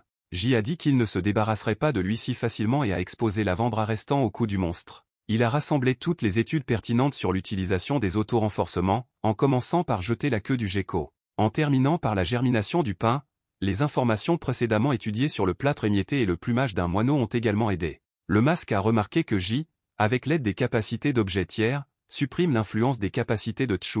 Ji, déjà avec une main restaurée, qui semblait beaucoup plus massive qu'une main humaine, se précipita dans la bataille avec le monstre. Chu, à son tour, se précipita tout aussi rapidement vers Ji. L'homme masqué était émerveillé par la volonté de Wu, puisqu'une personne ordinaire n'aurait pas enduré cette terrible douleur, notamment les fractures. Finalement, Ji et le monstre Chu s'affrontèrent dans un combat mortel. L'onde de choc a emporté tous les étudiants avec Zhang sur le côté. L'homme au masque a dit qu'il ne tiendrait pas longtemps et que son corps ne serait peut-être pas capable de supporter une telle charge. Il a ajouté qu'il durerait une minute, ou une demi-minute, ou peut-être même 10 secondes. Ils continuèrent, sans peur les uns des autres, à se lancer dans la bataille de plus en plus férocement. Ji grimpa sur le monstre et en même temps le battant, répondit que 10 secondes pourraient suffire. Soudain, Wu a porté un coup extrêmement puissant, à partir duquel Chu s'est enfui sur le sol au loin, laissant une marque caractéristique. Le monstre fut extrêmement surpris, il ne comprit pas d'où et à quel moment un tel pouvoir venait de lui. Alors qu'il restait environ 8 secondes, Ji a piétiné Chu dans le sol, avec l'intention de le tuer. L'homme masqué remarqua qu'il n'avait pas assez de force pour éliminer complètement le monstre. Ji a demandé au système d'intention de tuer, s'il y en avait deux, serait-il capable de le tuer. L'homme masqué fut surpris, car il comprenait exactement ce que Ji faisait. Le professeur a décidé d'utiliser sa main précédemment coupée, il s'est envolé à plusieurs mètres dans les airs. Il tira vers lui sa main, qui formait une sorte de bouclier, et se précipita brusquement sur le monstre. Le masque remarqua qu'il concentrait la capacité d'amélioration physique de Chu dans une main. Il ne restait plus que 3 secondes, c'était la dernière chance de Ji, et il en était bien conscient. Typiquement regroupé, Ji a pris de la vitesse et a volé comme une balle. Un instant plus tard, Wu frappa le monstre avec une puissance incroyable d'un coup. Ainsi, il le transperça, d'une main monolithique comme une pierre. Le sol trembla, Ji atterrit et se releva, ses vêtements arrachés par le massacre. Il a réussi à vaincre le monstre Chu, dont le masque ne doutait pas du tout, qu'il a ensuite exprimé ainsi et a déclaré qu'il devait maintenant tuer la cible. Ji a remarqué qu'il est maintenant affaibli et que ses capacités physiques n'atteignent même pas 1% du pic de sa force. L'homme masqué vous a assuré que ce serait plus que suffisant, compte tenu de ses capacités et du fait que la cible était une personne ordinaire. Ji pensait que ce ne serait toujours pas aussi facile qu'il y paraît, à ce moment-là Zhang l'appela. Elle courut joyeusement vers lui et lui dit, « C'est bien que tout va bien pour lui », le masque remarqua qu'il avait réussi sur tous les fronts. Il a demandé s'il ne voulait pas savoir qui était la cible de la tâche, il a répondu que cette personne était là. Pinwer se tenait à proximité, quand soudain Ji ressentit quelque chose, un inconfort. Soudain, elle a frappé le professeur, « Tu n'as pas compris ce qui se passait. » Zhang a dit, qui aurait pensé que sa naïveté serait si charmante. Complètement confus, Ji lui a demandé si c'était elle. Les étudiants se pressaient autour d'eux, J essayait de calmer Ping. La petite amie de Jane est soudainement arrivée et lui a demandé comment il se sentait. Et qu'est-ce que ça fait d'avoir un couteau dans le dos, à l'élève duquel il a fait si imprudemment confiance pendant tout ce temps? Même l'homme masqué était confus et ne comprenait pas ce qui se passait. Elle a continué en disant que les gens semblent au départ complètement différents, jusqu'au moment où on apprend à mieux les connaître. J a sorti un morceau de verre coincé dans sa main, du sang a coulé. Il a jeté le fragment dans sa direction, disant qu'elle était la personne qui avait secrètement provoqué tout le monde à la violence. J pensait que c'était peut-être le moment décisif. Julian a répondu qu'elle était assez offensée d'entendre de telles choses de sa part. À ce moment-là, il a été recouvert par l'un des étudiants, qui a été frappé par un éclat de verre. Elle a dit que c'était lui qui avait troublé sa paix et pénétré par effraction dans son jardin d'Éden, ruinant tous ses jouets. Tout le monde se comportait étrangement, comme un zombie. Le masque disait que quelque chose n'allait pas ici, et que la personne qui l'avait frappé n'avait pas fait de bruit. Et rien ne surprend personne, pas même le cadavre de Tchou. Lian répondit en souriant qu'elle les avait tous hypnotisés. Le masque a été surpris et lui a demandé si elle lui parlait et comment elle pouvait le voir, ajoutant que J n'avait clairement pas de chance. Il s'est rendu compte qu'elle était la porteuse d'origine, que les gens comme elle naissaient extrêmement rarement. J a demandé depuis combien de temps elle attendait ce moment. Yu a dit que tout avait commencé avec cet incident en cours de chimie, et qu'elle n'avait pas eu à attendre aussi longtemps. De plus, il voulait lui-même la rejoindre et elle, en tant qu'étudiante dévouée, ne pouvait pas lui permettre de tout faire lui-même. À ce moment-là, des étudiants armés de bâtons se sont précipités sur J, les combattants. Il a dit qu'elle était probablement offensée de voir comment il avait tout détruit. Elle l'a exhorté à faire attention, parce que les filles n'aiment pas quelqu'un d'aussi en colère que lui. J a continué à disperser les élèves hypnotisés dans la cour de l'école. L'homme masqué a remarqué qu'il continuait à se relever et à attaquer davantage après avoir été assommé. Julian a déclaré que tant qu'il serait en vie, il lui obéirait et que l'assistant ou n'était pas autorisé à tuer des gens. Le masque ne comprenait pas comment elle savait qu'il ne pouvait pas tuer, ni comment elle avait acquis un contrôle aussi illimité. Yu répondit à l'homme masqué qu'elle le surveillait depuis longtemps, elle savait qu'il avait de la force, mais il n'a pas tué Wei et la compagnie. Ce mot n'est pas très applicable à la personne qui a fait exploser ses racailles avec du fulminate de mercure. J a dû se battre davantage. Elle a continué en disant que si nous prenons également en compte ce petit crétin qui tourne autour de vous, alors la conclusion s'impose d'elle-même. Cependant, J l'a mise en colère. Le masque s'est rendu compte que lorsqu'il avait sauvé les enfants de l'intimidation, il l'avait ainsi provoqué. Lian a interrogé l'enseignant sur la tâche dans laquelle elle était la cible. Le masque a suggéré à Wu de remplacer le porteur. Yu parlait toujours de manière monotone de ce qu'elle savait des délais de cette tâche, sinon il se serait déjà retiré. L'homme masqué a regardé le minuteur où il restait 12 heures et a dit à J que cette dame était une personne extrêmement intéressante. Elle remarqua que dans cet état, l'assistante Wu ne serait pas capable de percer ses jouets. Il lui a demandé si elle les voyait uniquement comme des jouets et pourquoi Pinher se tenait à côté d'elle. Ce à quoi Julian a répondu, par amour pour Jane, et l'a serré dans ses bras. L'homme masqué ne savait pas quoi dire, il était abasourdi par sa déclaration. Elle a dit qu'elle était tombée amoureuse de Ping au premier regard lorsqu'elle avait sauvé son ancien jouet Xiao, et en plus, elle avait un regard pieux et fier. Yu a dit qu'elle voulait arracher ce masque joyeux de son visage, et c'est pourquoi elle l'a humilié et a organisé la persécution. Face à un autre zombie, J lui a demandé si c'était elle qui avait organisé la mort de Xiaoke. L'homme masqué a dit, il s'avère qu'en fait cette pauvre fille n'avait pas peur de Wang Wei, mais d'elle. Souriant et touchant le visage de Jane, elle répondit que c'était vrai. L'homme masqué remarqua qu'elle était folle. Lian a invité J à s'agenouiller devant elle, et peut-être qu'elle lui ferait preuve de clémence. Il a répondu que cela la prendrait en compte. Riant bruyamment, elle a demandé à l'assistant ou s'il croyait vraiment qu'il avait une chance. À quoi il a répondu qu'il ne fallait pas devenir arrogant d'avance, car les surprises arrivent au moment où l'on pense avoir gagné. À ce moment-là, le masque découvrit que la formation de Tchou avait atteint 100%, mais il ne pouvait pas savoir qui, car tout le monde était là. Soudain, un tourbillon s'est formé autour de Jane et l'a soulevée vers les hauteurs. Elle s'est transformée en Tchou. Ping lui a demandé si c'était vrai qu'elle avait tué Xiaoke. J a souri et a dit que le personnage principal s'était réveillé. Julian a été choqué par la tournure des événements et a demandé à Ping comment elle avait pu résister à son hypnose. Jane a ignoré la question, affirmant qu'elle l'utilisait et faisait du mal à tant d'innocents. Lian a dit qu'elle devrait prendre son parti et ne pas être en colère à cause de cette fille. Pinher a crié qu'elle ne méritait pas ça et s'est précipité vers elle avec colère. L'homme masqué a remarqué que Oji avait de la chance, qui aurait pensé que le nouveau Tchou l'aiderait à accomplir la tâche. Wu a répondu qu'il n'y avait pas de chance aveugle dans ses plans, et en fait il a utilisé une connexion mentale sur Jane. Il a demandé à Ping si elle voulait connaître la véritable raison de la mort de Xiaoke et l'a exhorté à se réveiller en faisant face à la vérité. Elle ne comprenait pas ce qui se passait et lui demanda comment elle pourrait découvrir la véritable cause de sa mort. Oji a tout calculé intelligemment, lui montrant comment tout s'est réellement passé. Alors que Tchou sous la forme de Jane transportait les jouets de Lian, le masque remarqua que la compétence pouvait également être utilisée de cette manière. Il a ajouté que c'était sans cœur de sa part de profiter de sa haine pendant qu'elle se transforme en Tchou et tue, il se tient à l'écart. Oji a déclaré qu'il préférait faire tout le travail lui-même et que ce n'était généralement pas son style de regarder quelque chose comme ça.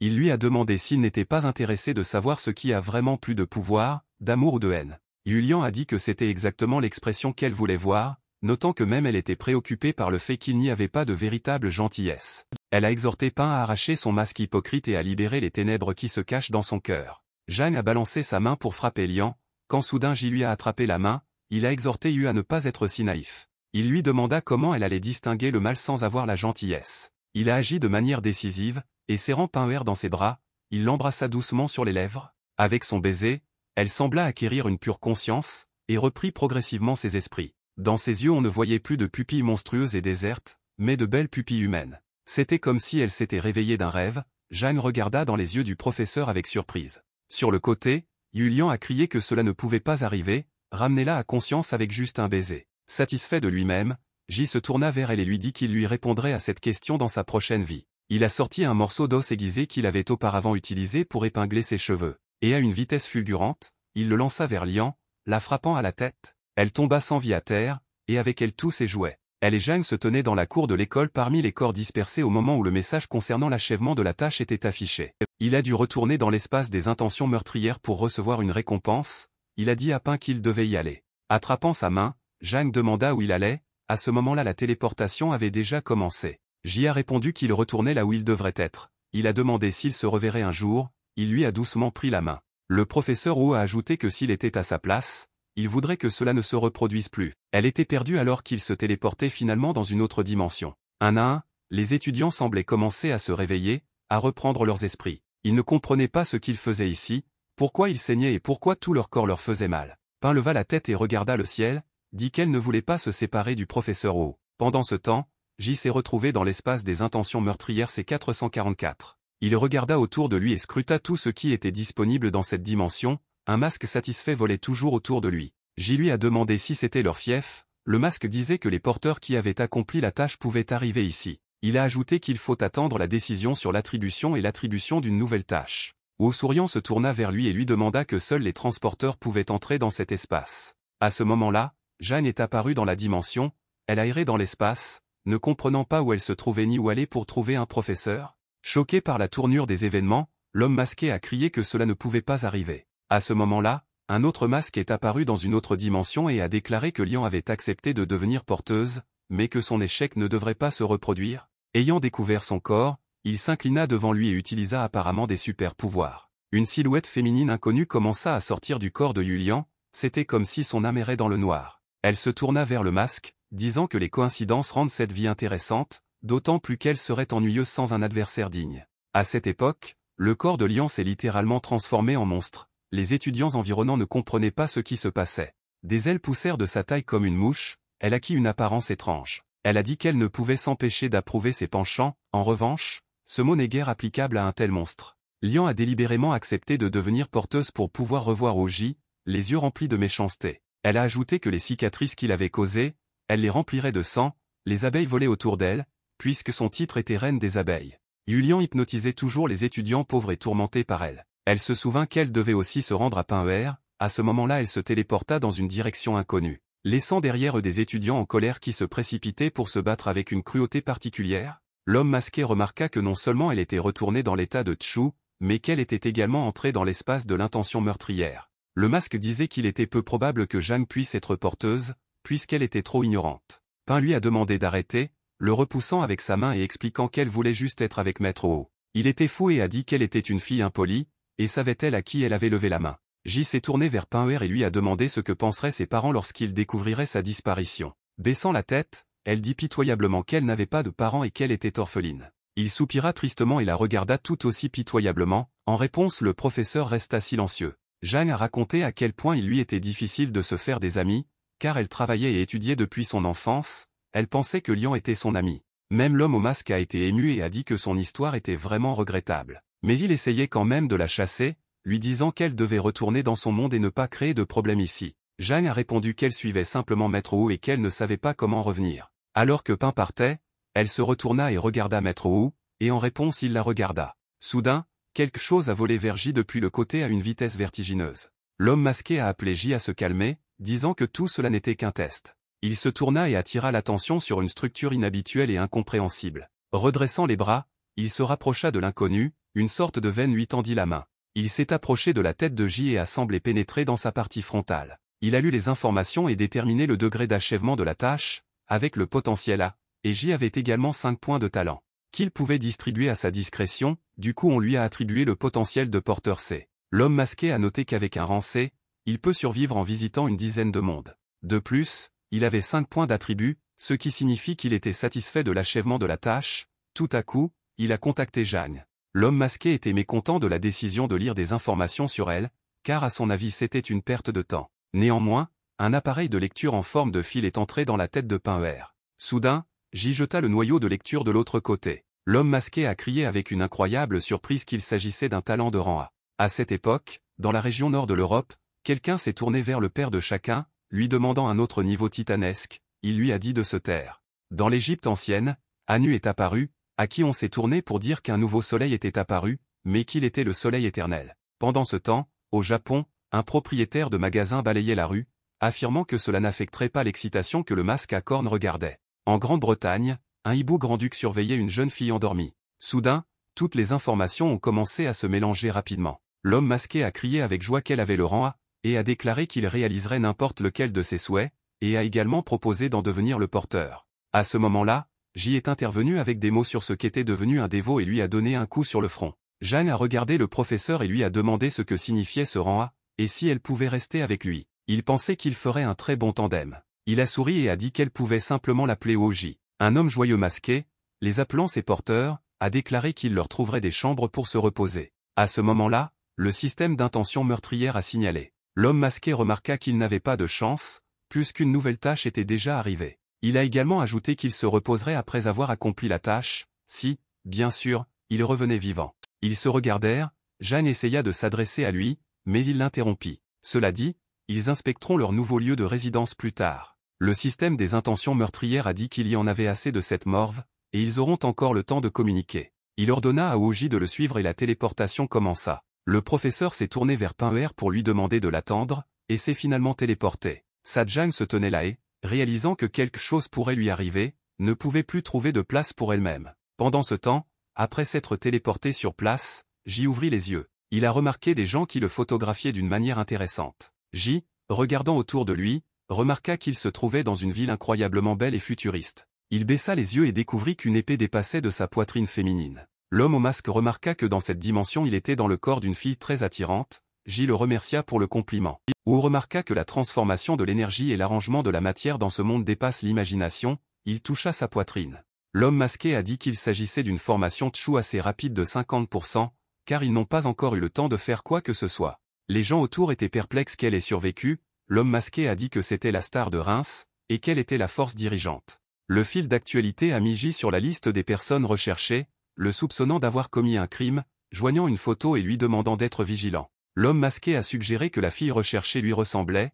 J a répondu qu'il ne lui ressemblait pas, mais c'était bien lui. En se retournant, Wu remarqua que tous les citoyens continuaient à le prendre en photo. Quelque chose d'incompréhensible a commencé à se produire. Il y a eu le bruit d'une sirène dans les environs. Ils se sont regardés, ne comprenant pas quoi faire. Soudain, des formes rouges rectangulaires s'élevèrent du sol et entourèrent J avec le masque. Il s'est avéré qu'il s'agissait de la téléportation d'employés robotisés par la loi. Ils se dirigèrent rapidement vers Oji, il regarda autour de lui et réfléchit à d'autres actions, sans grande cérémonie avec eux, et sautant vers eux, il frappa le premier. Littéralement, d'un geste assez vif de la main, il leur coupa la tête, mais après quelques secondes, ils se sont régénérés et indemnes, ils se sont tenus devant J. Il ne s'attendait pas à un tel retournement, et demanda à l'homme masqué si c'était la dominante de l'énergie pure. Il a répondu qu'il espérait que J survivrait jusqu'à ce qu'il rencontre son partenaire. Esquivant leur blaster, il interrogea l'homme masqué sur son partenaire, le même fut surpris que J n'ait pas lu son devoir. L'un des tirs laser a touché un civil innocent. J a continué à se battre avec les robots,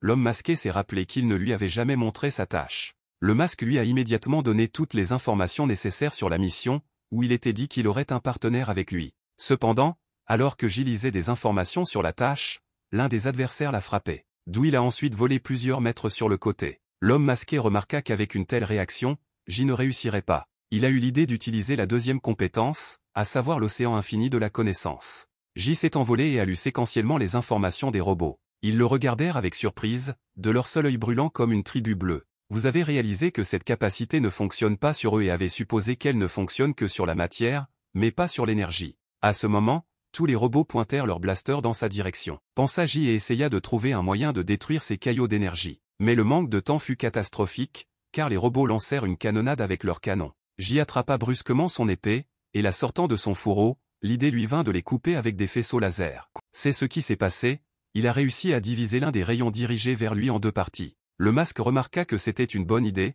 coupant finalement le laser, J se rapprocha et enfonça l'épée dans l'œil du robot. Le robot semblait enfermé de l'intérieur, sa tête était pleine à craquer. Finalement, il s'effondra au sol et eut, content de lui, dit qu'il comprenait comment utiliser l'épée contre eux. Inspiré et plein de confiance, J s'envola vers les autres pour s'occuper d'eux aussi. Un à un, les robots piratés tombèrent, remplissant l'espace. Sans la moindre possibilité de poursuivre la confrontation, ils ont quand même essayé de le faire. Concentré, J se fraya progressivement un chemin à travers la foule de robots. Réprimant finalement complètement leur agression, il expira et rengaina son épée. L'homme au masque a remarqué que même les robots ne pouvaient pas l'arrêter, il a supposé que des rivaux plus forts le suivraient désormais. J a dit qu'il ne devrait pas avoir d'ennui jusqu'à ce qu'ils aient enfin compris la situation, et lui seul se souvenait de son partenaire. Soudain, un certain rayon a percé la Terre depuis le ciel, avec une onde de choc il a projeté les restes de robots. Il s'est avéré que c'était son partenaire qui était arrivé pour aider, du système C-5214. Le masque indiquait qu'il n'avait pas vu d'autres systèmes depuis longtemps,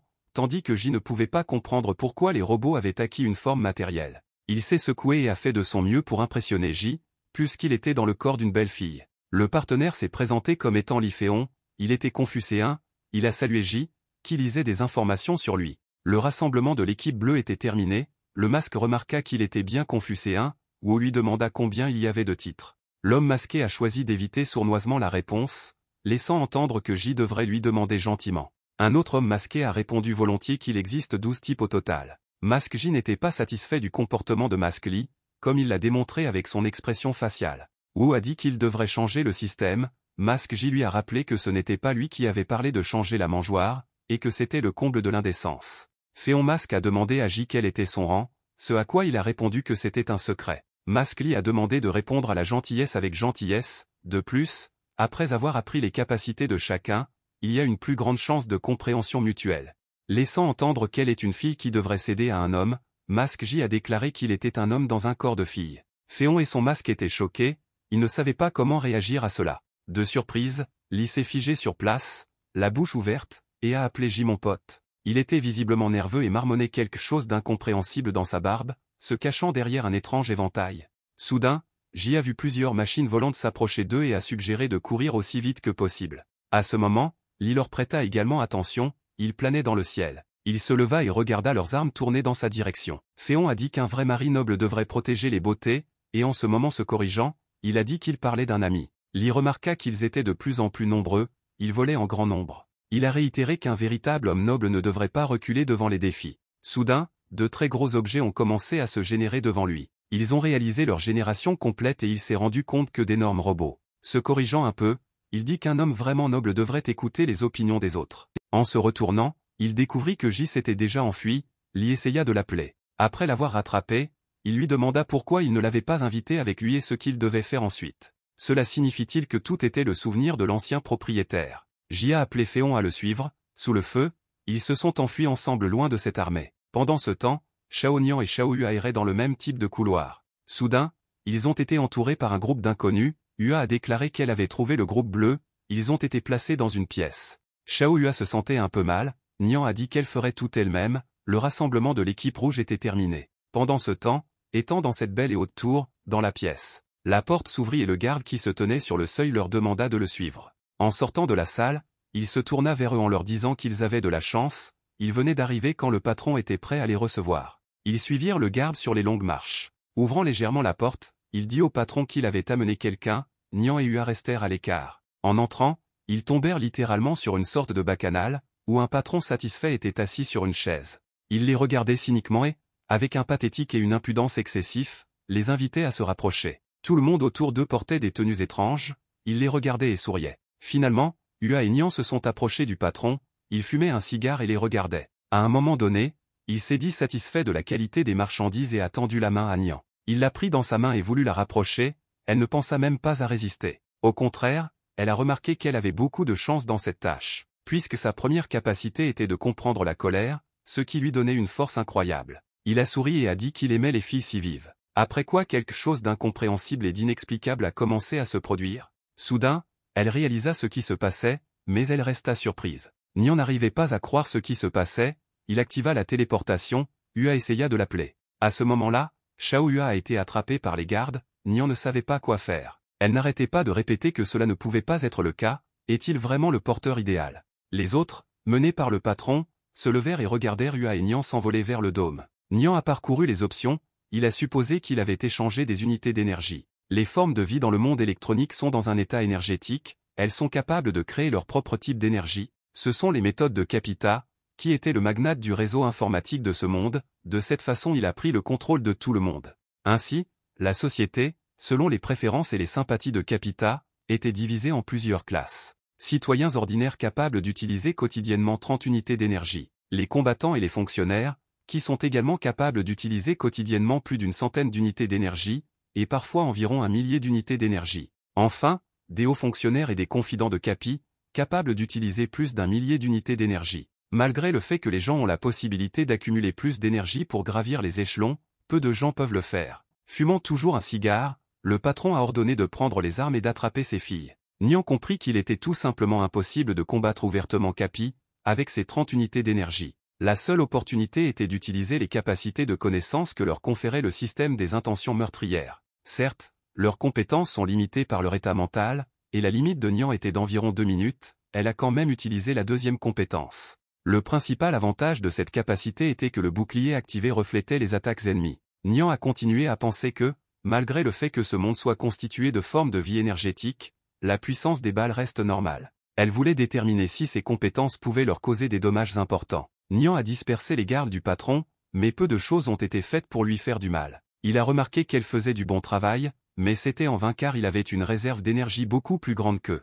Prenant le minigun à 6 canons dans ses mains et ouvrant le feu, il voulait démontrer cette différence. Nian répondit, parce qu'il ne comprenait toujours pas que ses capacités ne dépendent pas de son énergie, et qu'en général il y a différentes choses. Pendant ce temps, elle a utilisé la première capacité, qui était la compréhension de la colère. Le patron était vraiment nerveux, car il ne s'agissait pas d'un échange d'unités d'énergie, et il ne comprenait pas bien à quoi il avait affaire. À son tour, Xiao Nian comprit que c'était peut-être sa seule chance. À ce moment, il tenta frénétiquement d'activer le transfert spatial. Le patron s'est rendu compte que quelque chose n'allait pas chez elle, dont il voulait informer de toute urgence Capi. Soudain, quelque chose s'est mal passé et le transfert a été bloqué, il n'a pas compris ce qui se passait. Une énorme main apparut devant lui, tenant quelque chose d'incompréhensible mais de très grande. Il réalisa finalement que c'était sa fin, qu'il ne pouvait en aucun cas empêcher. En conséquence, ce quelque chose tomba sur lui avec une force écrasante. Tout s'est passé à une vitesse fulgurante, il n'a même pas eu le temps de cligner des yeux avant de partir, il ne restait de lui que sa casquette prétentieuse, qui volait sur le côté. Xiao Nian s'est levé et a déclaré que sa capacité était toujours capable de leur infliger des dégâts impressionnants. Soudain, elle se sentit faible, Xiao Hua se précipita à son secours. Nian a compris que si elle atteignait maintenant le but de la tâche, elle n'aurait aucune chance, de plus, il y avait des obstacles sous la forme de rivaux. À ce moment-là, le mur derrière eux s'est effondré, d'où l'on apercevait des silhouettes humaines. C'était Ji et Féon, ils ont traversé le mur et ont volé à l'intérieur. À l'atterrissage, Li a demandé à Wu pourquoi il était nécessaire de briser le mur, car ils auraient dû simplement s'enfuir. Ignorant sa prochaine mauvaise blague, Ji tourna son attention vers les filles. Il pensait qu'à cet endroit, seul Zhao Jiangxin devrait être capable d'utiliser plus de 1000 points d'énergie. Mais à en juger par les traces sur les lieux, il y avait 2 groupes de personnes capables de cela. Nian a demandé s'il s'agissait de leurs concurrents. Nian Masque a noté qu'il vaut mieux ne pas les déranger maintenant, car elle ne peut pas encore utiliser les capacités. Hua s'est vite rendu compte que s'ils attaquaient, elle se retrouverait seule. Ji réalisa qu'ils étaient leurs rivaux pour la tâche, et qu'ils ne l'étaient qu'après la bataille. Hua a suggéré qu'il n'y avait pas de meilleur moment pour trouver alors qu'ils étaient vulnérables. Le Masque a remarqué que c'était cruel de sa part, mais a soutenu sa décision.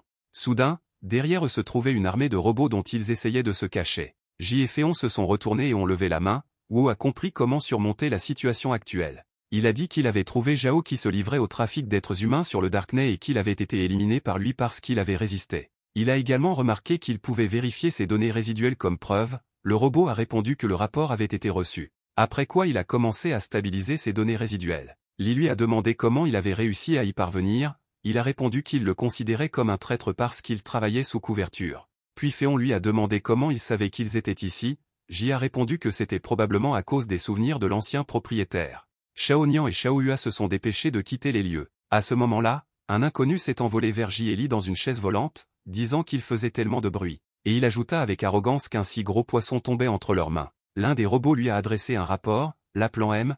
Capi. J. Lee et Nian avec Hua étaient abasourdis, car ils réalisaient que c'était le but de leur tâche. Capi descendit lentement et naturellement de la chaise jusqu'au sol et s'approcha de J. Il lui a dit que s'il existait des preuves irréfutables contre Zhang Jiangxin, alors il deviendrait le héros de cette ville. Mais comme il y avait beaucoup de choses à vérifier, Capi a demandé à accompagner J pour l'aider dans l'enquête, le robot a accepté la commande. Capi a souri et a dit à Wu qu'il devrait attendre un peu avec les honneurs, J a joué le jeu avec lui et a dit que les responsabilités passent en premier. J a présenté Lee à Capita et a déclaré qu'il avait recruté Féon comme informateur et que ses données ne figuraient donc pas dans le registre. Capi a ordonné aux robots de sécurité d'emmener tout le monde au commissariat et de les mettre sous protection, Nian et Hua ont été les victimes. Capi a compris que quelque chose n'allait pas ici, car avant sa mort, Zhao a envoyé un message interrompu. Il a décidé d'en prendre le contrôle afin de comprendre ce qui se passait. J était assis dans une cellule avec des lampes lumineuses qu'il regardait, parce qu'il n'y avait rien à faire et qu'il ne restait plus qu'à attendre. Il comprit que quelque chose n'allait pas ici, car personne n'était encore venu le voir pour l'interroger. Soudain, la porte s'ouvrit et Féon se précipita dans sa chambre. J lui a demandé ce qui s'était passé, il a répondu qu'ils avaient été piégés par ces deux gamins, et maintenant ils ont de gros problèmes. Capi marcha rapidement le long du couloir, jusqu'à la cellule où se trouvait J avec Féon. En entrant avec Hua et Nian, il a dit que les filles lui avaient raconté comment elles et Zhao étaient ensemble, et maintenant elles attendent une rééducation. J a été choqué par cette déclaration de Capi, il a effectué un scan, au cours de laquelle il s'est avéré que Hua et Nian possédaient chacun 5000 points d'énergie. L'homme masqué remarqua qu'ils étaient intelligemment trompés par leurs concurrents. J et Féon ont été conduits menottés jusqu'à un bus qui les emmènerait loin du paradis. Lee lui a demandé s'il avait un plan réalisable. J a répondu que dans 3 secondes, ils essaieraient de passer jusqu'à 9 heures. Féon a accepté avec joie et attendait déjà ce moment avec impatience. Ils ont simultanément et à la vitesse de l'éclair brisé les chaînes des menottes. Et ils se sont précipités aussi vite qu'ils ont pu pendant 9 heures, essayant de se cacher des gardes. Les gardes ont donné l'alarme en criant qu'ils devaient les arrêter. Fuyant les gardes, ils virent devant eux un raid des gardes et une inconnue. Ils pensaient être tombés dans un piège, mais à ce moment-là, J l'a reconnu. Lee a lancé une métaphore, disant qu'ils étaient entre le marteau et l'enclume. J a essayé de comprendre ce qu'elle faisait ici. Féon a utilisé ses capacités et était sur le point de se lancer dans un combat. Avec quelle soudaineté le système a dit que c'était Jeanne, il n'a pas compris comment elle est sortie de l'espace des intentions meurtrières, ou a été surpris. Et arrêta Lee Féon, qui était déjà prêt à les attaquer. Les gardes les ont entourés de tous côtés, leur ordonnant de ne faire aucun mouvement brusque. Lee a demandé à J pourquoi il l'avait arrêté. À ce moment-là, Pain est arrivée et a dit qu'elle le découvrirait elle-même et qu'il pourrait y aller. L'un des gardes a déclaré qu'ils étaient trop forts et l'a exhorté à faire attention, car la sécurité passe avant tout. Elle lui a demandé s'il voulait dire que sa capacité de combat et celle des autres était supérieure à la sienne, il a répondu qu'il ne le pensait pas. Elle a ordonné brusquement et grossièrement aux gardes de sortir d'ici, en réponse ils lui ont obéi. Féon s'occupa des gardes qui partaient et supposa que ce ne serait pas si facile de s'occuper d'elle, puisqu'elle les renvoya. Il n'arrêtait pas de dire à J de faire attention avec elle. Comment à ce moment-là elle s'est précipitée dans les bras de J, le reconnaissant comme étant le maître Wu, Lee a été horrifié. Wu J lui a demandé comment elle l'avait reconnu, elle a dit qu'elle avait vu un système d'intention meurtrière et lui a demandé pourquoi dans le corps d'une fille. Elle a dit que dès qu'elle l'a vu, elle a immédiatement senti que c'était lui. En supposant qu'il s'agissait peut-être d'une sorte de parenté entre leurs âmes, elle était sincèrement heureuse de le voir. Soudain, un homme masqué et en colère est intervenu, qui lui a demandé comment elle était arrivée ici, et il ne croyait en aucune sorte de parenté des âmes. Zhang Ping'er y a réfléchi et ne savait pas comment répondre à cette question. La seule chose que Zhang pouvait dire, c'est qu'elle-même ne comprenait pas complètement comment cela s'était produit. J a demandé au système s'il était sûr que c'était Ping'er, il a répondu que c'était elle, et lui-même a été choqué, ajoutant que les personnes sans surmoi sont un mystère. Féon et Zhang se sont rencontrés et étaient gentils l'un avec l'autre, tandis que J essayait de comprendre quel était son secret. Elle se tourna vers le professeur et, l'appelant, s'approcha. Pain a dit qu'il n'avait pas beaucoup de temps, alors elle a demandé directement si la tâche était liée d'une manière ou d'une autre à Capi. J a dit qu'il était également intéressé par quelque chose, Féon a remarqué à quelle vitesse ils ont endossé le rôle. Capi les surveillait, il a vu comment Pain les a forcés à monter dans la voiture sous la menace d'une arme, organisant une arrestation. Dans le bureau de Capi, Nian lui a demandé si cela valait la peine de les laisser partir si facilement. Il a répondu que chaque personne devrait avoir la possibilité de corriger ses erreurs, et c'est pourquoi DreamWorks existe. Nian a dit qu'ils étaient dangereux, elle a compris qu'il ne serait plus possible de détruire les concurrents avec les mains de Capi. En réponse, Capi lui a dit de commencer ses fonctions, puisqu'elle a accepté de remplacer Zhao, et qu'elle devrait prouver qu'elle en est digne. Voyant que Nian ne se calmerait pas, Hua a dit qu'elle ne laisserait pas tomber Capi et a essayé de calmer Xiao Nian. Elle a dit que si Capi n'avait plus rien à voir avec eux, alors ils partiraient et commenceraient leurs fonctions immédiates. Ils quittèrent son bureau, mais il était clair pour Nian qu'elle ne pouvait pas accepter le fait que leur idée avait échoué. Ils se regardèrent, Hua montra par toute son apparence et par ses actions qu'elle avait besoin de se calmer. Ils se sont déplacés du côté où il n'y avait personne et ont lancé un canal de communication de commandement. Le mode équipe permettait aux membres de l'équipe de communiquer sans craindre d'être écoutés. Nian ne parvenait pas à se calmer et répétait encore une fois que ce serait une option idéale d'éliminer les concurrents avec ses mains. Hua a remarqué que la quantité d'énergie collectée ne serait toujours pas suffisante pour faire face à Capi. Nian a résolument dit que dans ce cas, il ne leur restait qu'un seul chemin. Elle a suggéré d'utiliser la capacité de Hua pour transformer tout le monde en monstres Chu, qui s'occuperaient eux-mêmes de Capi. Sa capacité est l'animisme, qui permet de percevoir et d'influencer l'état de vie de la cible. Hua s'est approché du garde pour lire ces informations, où la formation de Chu était indiquée à 50%. Pendant ce temps, le soleil disparaissait lentement derrière l'horizon fantomatique. Ji était dans le bus avec le reste des prisonniers, indignés par la règle similaire de Capi. À ce moment-là, Li a harcelé Ji avec des questions, il voulait savoir pourquoi elle avait donné 5000 énergies à Wu, avait-elle un petit ami, il y avait beaucoup de questions. Ji a dit qu'il ne connaissait pas les réponses à ces questions, et les a exhortés à réfléchir à la tâche, il a demandé ce qu'il savait pour le moment. Li a dit que tout ici est régi par l'énergie qui est dans Capi, il a aussi le pouvoir, leurs concurrents sont des enfants dont les compétences leur sont inconnues. Ji a accepté et est arrivé à la conclusion que Capi ne peut pas être vaincu dans ce monde avec les méthodes habituelles. Li a dit qu'il existe des capacités de rang pour cela, Ji a répondu que ses compétences sont destinées au monde matériel et que les compétences de Li sont limitées dans le temps. Li a noté que si vous le frappez à fond, cela durera environ 1 minute, si vous l'activez pendant une longue période, vous aurez alors un mal de tête. Ji a demandé s'il pouvait capturer Capi à ce moment-là, il a répondu que si vous trouvez des points faibles, alors tout peut arriver. Wu a dit qu'on ne peut pas aller loin avec ses capacités, et qu'ils n'ont qu'un seul chemin, Féon lui a demandé s'il plaisantait. Extrêmement surpris, Li commença à comprendre de quoi Ji parlait. Wu a déclaré qu'il était nécessaire de retirer à Capi le pouvoir suprême dans l'utilisation de l'énergie. Féon a remarqué que Capi partageait la faille du droit de contrôle entre 4 subordonnés. Li a demandé à Ji comment ils allaient les trouver, il a répondu qu'il avait quelques idées à cet égard. Wu a dit que la première chose que vous devez faire est de tenter votre chance pour trouver l'une des 4 failles de ce DreamWorks, dont M, Y est le responsable. Tout le monde a été descendu du bus où ils ont été accueillis par M, les appelant ses nouveaux fans. Il a dit qu'il deviendrait bientôt de nouveaux membres de sa grande famille. Féon a demandé à Oji comment il allait chercher la soi-disant faille dans l'immense parc d'attractions. Sans attendre de réponse, il a dit qu'il fallait attraper quelqu'un et l'interroger correctement. Ils ont entendu des appels demandant à tous les nouveaux arrivants de participer à une réunion de bienvenue avec Monsieur Y. Li a noté que c'est trop facile,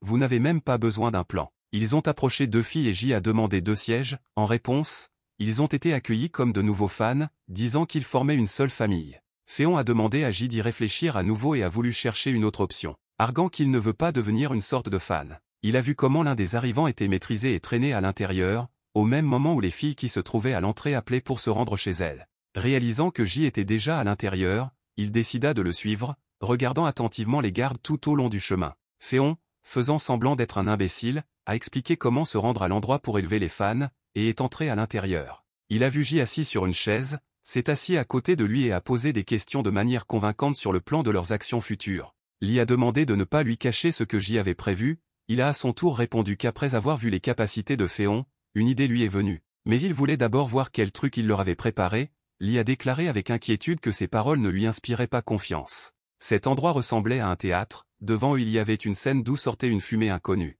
Une fille joyeuse dansait sur scène et criait que M, et tout est pour eux. Soudain, J sentit que quelque chose d'étrange arrivait à la chaise. Au même instant, les sangles s'envolèrent de la chaise, le fixant autant que possible dans la chaise. Un instant plus tard, ils ont tous été électrocutés, il y a eu un cri sauvage, ils ont demandé à les laisser partir. La jeune fille sur scène a continué à danser avec autant de gaieté et de naturel. J ne savait pas quoi faire, il pensait qu'il ne sortirait jamais de cette chaise. Sur scène, ils ont de nouveau montré un portrait de M, I, et la jeune fille a encore crié dans la danse qu'il était leur sauveur. Wu Ji réalisa que tout cela n'était qu'une expérience de soumission de 1000 grammes. et qu'il utilise cette méthode pour contrôler les fans et les transformer en son pouvoir. Cette expérience sert de test des forces de résistance aux ordres d'un supérieur, qui vont à l'encontre de la conscience des sujets. Certains étaient déjà en larmes, à ce moment-là J a quand même réussi à s'en sortir en coupant les ceintures avec une épée. J s'est rendu compte qu'il s'agissait d'un gaz intoxicant, mais depuis qu'il a fait carrière comme agent, il a développé une résistance à la suggestion. Se démêlant des accoudoirs de la chaise, J demanda à Féon de l'attendre, tandis que les autres succombaient progressivement à l'hypnose. Li à ce moment-là a essayé de s'en sortir avec l'aide de ses capacités, mais ses tentatives ont été vaines. J a remarqué que sa résistance pouvait être facilement exploitée par M.I. Il ne savait pas à quoi s'attendre ensuite de Li, ni s'il resterait son partenaire. Ayant rapidement généré un tranquillisant, J a voulu l'injecter à Féon. Mais M.I., qui s'est présenté devant lui, a déclaré que cela n'aiderait pas, puisque Li faisait déjà partie de sa famille. Féon était encore capable de s'en sortir, avec un regard enragé et des yeux fous, il se tenait comme un zombie. J a lancé une épée sur la tête de M.I. et a essayé de réveiller Li, disant que l'ennemi était derrière lui. L'homme masqué a remarqué que son partenaire était devenu un rival, J a dit qu'il avait besoin d'apprendre quelque chose de lui. Soudain, Féon, toujours avec les mêmes yeux de zombie, se précipita avec colère sur J. Masque J a dit que Li est tombé dans l'abîme de ses propres souvenirs, et il semble qu'il considère Wu J comme son ennemi. Féon et Wu coururent l'un vers l'autre à une vitesse sans précédent. Dans une violente collision, après avoir porté les coups les plus violents, Li ne s'est toujours pas réveillé de l'hypnose. Après quoi ils atterrirent au sol, se retrouvant dans des directions opposées. J comprit que physiquement Li était similaire à Chu, et que la seule option était une arme puissante qui pouvait être échangée contre de l'énergie. Considérant qu'il a récemment éliminé M.Y avec facilité, les choses ne seront peut-être pas si difficiles. Soudain, M.I est apparu et a dit qu'il l'avait vraiment éliminé, vous avez réalisé qu'il pouvait en posséder d'autres. À ce moment-là, le garde a poignardé M.I dans le dos, qui a continué à parler. Le garde se tourna vers Yi, qui sourit impudemment à J, laissant entendre qu'il ne serait pas vaincu. Wu a dit qu'il avait une capacité étrange, Masque Li a remarqué que sa coquille spirituelle s'était déplacée vers une autre personne. M.I a dit qu'il devrait se préparer à faire partie de sa famille, à ce moment-là, Féon a attaqué J. Et du coup le plus puissant qu'il porta, il le frappa, le jetant dans les hauteurs. Le Féon frénétique le suivit plus loin, J eut un peu de temps pour réfléchir. Apparemment, Li ne pouvait pas être réveillé aussi facilement de l'hypnose qui était déjà proche de lui. Il frappa à nouveau J, qui, se tordant de douleur, comprit que tout cela pouvait finir ainsi. Frappé au sol, Wu essaya de se relever lorsque Féon se dirigea à nouveau vers lui. Sa colère ne s'est pas calmée même une seconde, l'hypnose était puissante. Ils ont couru avec M.I vers J épuisé, et l'ont regardé avec arrogance. Puis il se pencha vers lui et lui tendit la main, l'accueillant dans sa famille. Il l'attrapa par la main et l'attira vers lui, pensant qu'il avait gagné ce combat. Soudain, J l'attrapa et le regarda dans les yeux avec un sourire, et commença à réaliser qu'il préparait quelque chose. Pendant que J lui tenait la main, il a appelé Li à se réveiller et à commencer à agir, et n'a pas compris comment il s'était réveillé. Pendant tout ce temps, la vérité était juste sous le nez de M.E, qu'il n'a jamais vu. Féon a crié qu'il avait forcé le noble homme à faire du mal à son camarade et à utiliser la deuxième compétence des palais d'or. Et il a déclaré que s'il le tuait, il le transmettrait simplement à un autre membre de la famille et renaîtrait ainsi. Le dominant, J répondit que personne n'allait le tuer. Et il commença à utiliser la première capacité de l'élève, un océan illimité de connaissances, qu'il combina avec la compétence de Féon. M.I était perdu face à un pouvoir aussi extraordinaire et ne savait pas comment les arrêter, il leur a demandé qui ils étaient réellement. En se rapprochant de lui, J répondit d'une manière sarcastique qu'ils étaient des passants ordinaires. Wu a également combiné la connexion mentale avec les compétences et l'a exhorté à découvrir le secret de la faille de Capita. Assis sur le navire que lui et Li avaient construit grâce à leurs compétences, J errait dans les souvenirs de M.I. Il a vu comment enfant, lier son destin à Capi, ce qui a ensuite changé son apparence au point de le rendre méconnaissable. J a remarqué que c'était l'origine de M.Li, mais il n'y avait aucune échappatoire. Il chercha soigneusement plus loin, et pourtant, au bout d'un moment, il trouva cette faille. La faille originale était ses implants oculaires, il a vu Capi les lui donner. Soudain, Féon interrompit les recherches et les pensées de J et l'appela. Wu est descendu, Li n'a pas pu le supporter et lui a demandé s'il avait trouvé une échappatoire. Satisfait J, montrant l'implant oculaire de M.I, a dit qu'il s'agissait d'une faille. Féon et les masques se sont littéralement réjouis de cette nouvelle, à ce moment-là I a appelé Wu. Il a demandé, la force avec laquelle il a envahi son esprit ne venait pas de ce monde, et leur essence n'était pas non plus d'ici. Ils n'ont pas compris comment il l'a découvert, et il a dit que pendant le contrôle, il avait réussi à avoir des souvenirs. Remarquant qu'il existe encore un monde dans lequel la forme matérielle domine, J a demandé ce que cela lui donnait. Wu a déclaré qu'il était peu probable qu'une personne décédée soit en mesure de révéler son secret à qui que ce soit et a déclaré avec confiance qu'il ne pourrait pas le tuer. Après avoir ajouté qu'il resterait à jamais près de M. Capi, une étrange fumée sortit de sa bouche. Féon a crié, ne comprenant pas ce qu'il lui avait fait. J a répondu que son énergie disparaissait et que cela ressemblait à une voie d'autodestruction. Enveloppé d'une flamme d'énergie, M. I a déclaré qu'en supprimant la faille de contrôle, ils avaient accompli une tâche très importante. Et que tous leurs efforts ont fait de lui M. Li, ce qui est une énergie pure et éternelle pour M.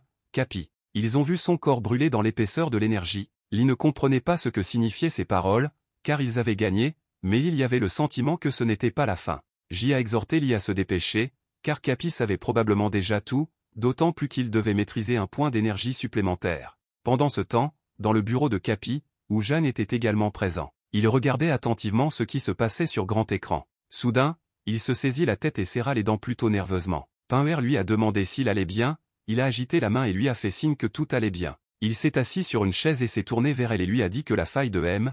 Li était déjà entre leurs mains. Jeanne a commencé à jouer le jeu avec Capi, criant avec indignation sur la façon dont il pourrait découvrir les failles, mais à l'intérieur, elle jubilait. Elle ne pouvait pas comprendre comment Capita savait ce qui était arrivé à M. Li, parce qu'il n'avait pas quitté son bureau, et pour une raison quelconque, il en était content. Il a dit qu'elle doutait de le voir sourire, sachant que sa meurtrière avait été volée. Capi a montré à Jeanne la vidéo que M. Li lui avait envoyée avant sa mort, et lui a demandé d'y jeter un œil. Elle lui a demandé si c'était uniquement de l'énergie. La vidéo montrait l'utilisation des compétences conjointes de J et Li.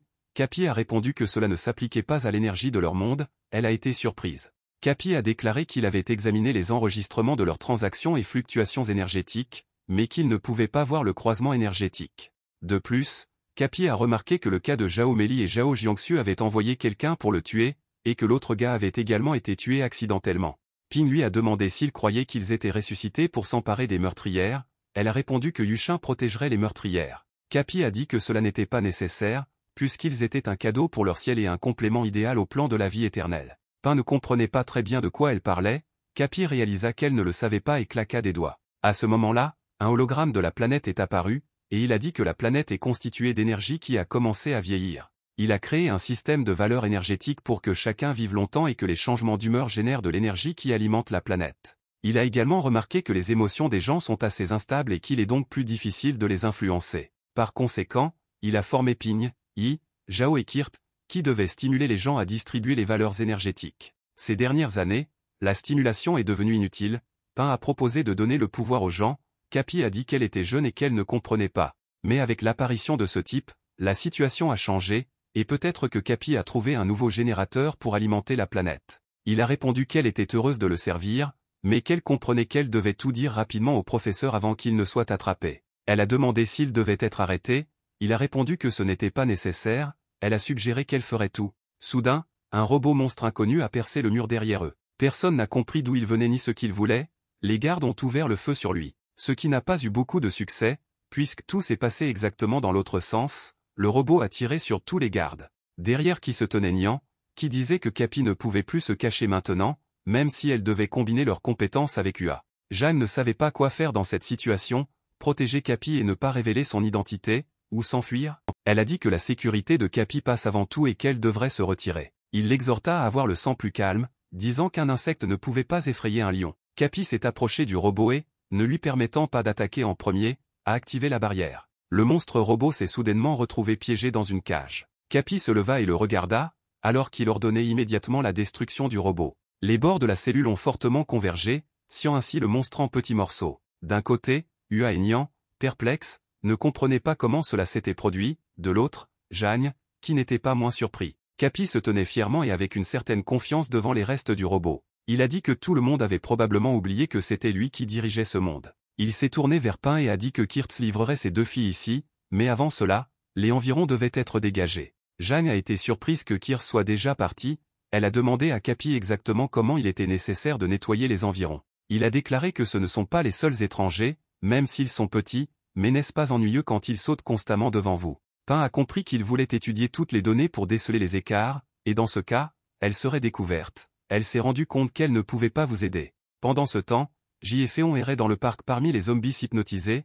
Li lui demanda s'ils allaient supprimer l'hypnose. J a répondu qu'il s'agissait d'une puissance de combat particulièrement précieuse. Féon a déclaré qu'il n'agirait pas comme M. I. Wu a déclaré qu'après avoir pris le contrôle de l'énergie, il a dû comprendre que la concurrence réside dans la quantité d'énergie. J a dit que l'énergie que Capita montre à tout le monde n'est pas la seule, et si cela n'est pas fait, ils seront les perdants. À ce moment-là, Féon a arraché la faille des mains de J, et il a dit que la règle d'un bon gars est de ne pas profiter des innocents, ou à exiger que l'échappatoire soit comblé. J a fortement recommandé de lui donner la faille et de discuter de tout calmement, de cette façon il terminerait la mission et maintiendrait leur amitié. À ce moment, un inconnu est apparu dans la voiture que les zombies portaient dans leurs bras, il a remarqué qu'ils n'étaient pas parvenus à un consensus général. Il a ajouté que leur utilisation dépendra directement de son aide. Un inconnu a ordonné aux zombies hypnotisés de tuer J et Féon. Se éparpillant les uns après les autres, J a déclaré que ce n'était pas le moment de montrer son caractère. Étant également en combat, Lee a répondu qu'un gars vraiment bon ne prendrait jamais le parti du mal. Wu a fait valoir que l'essentiel est d'utiliser l'énergie de manière rationnelle.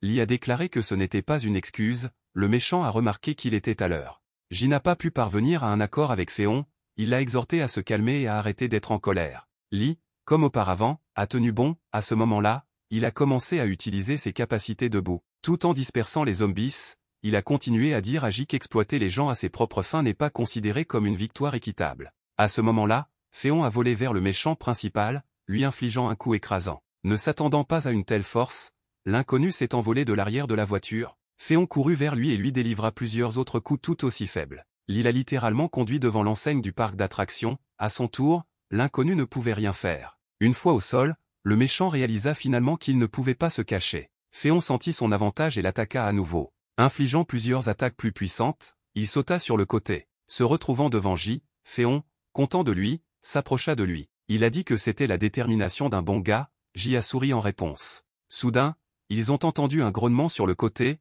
J et Féon se sont retournés, c'était un inconnu qui avait été enfoncé dans le sol. Le méchant a compté les dégâts à voix haute, il a dit que leur force était différente de la leur, et pour cette raison Capita les a remarqués. Lee a dit qu'il n'avait pas touché son cerveau, sinon il n'y a aucun moyen d'expliquer pourquoi il était si stupide. Type a ajouté que parce que Féon lui a causé tant de douleur, il le récompensera. Soudain, il déchira sa chemise et appuya quelque chose sur sa poitrine, là où se trouvait un ordinateur en forme d'écran. J se retourna, où il vit les zombies coincés marmonner quelque chose dans leur barbe. À ce moment-là, ils ont tous reçu un message indiquant que leur salaire avait été réduit de 50%. C'était comme s'ils étaient choqués, et toujours coincés, ils sont tombés au sol. Ils étaient abasourdis, Lee a demandé ce qui s'était passé, J ne savait pas quoi répondre. Un inconnu est sorti indemné, se faisant appeler Kirt, s'est présenté comme le président d'une immense entreprise. Languissant et souriant, il ajouta que le prochain tour était clairement le sien. Il flottait littéralement dans les airs lorsqu'il ordonna soudain aux zombies de capturer J et Féon en 5 minutes. Ils ont reçu un message contenant une évaluation des performances, indiquant qu'il était nécessaire d'atteindre la cible en 5 minutes.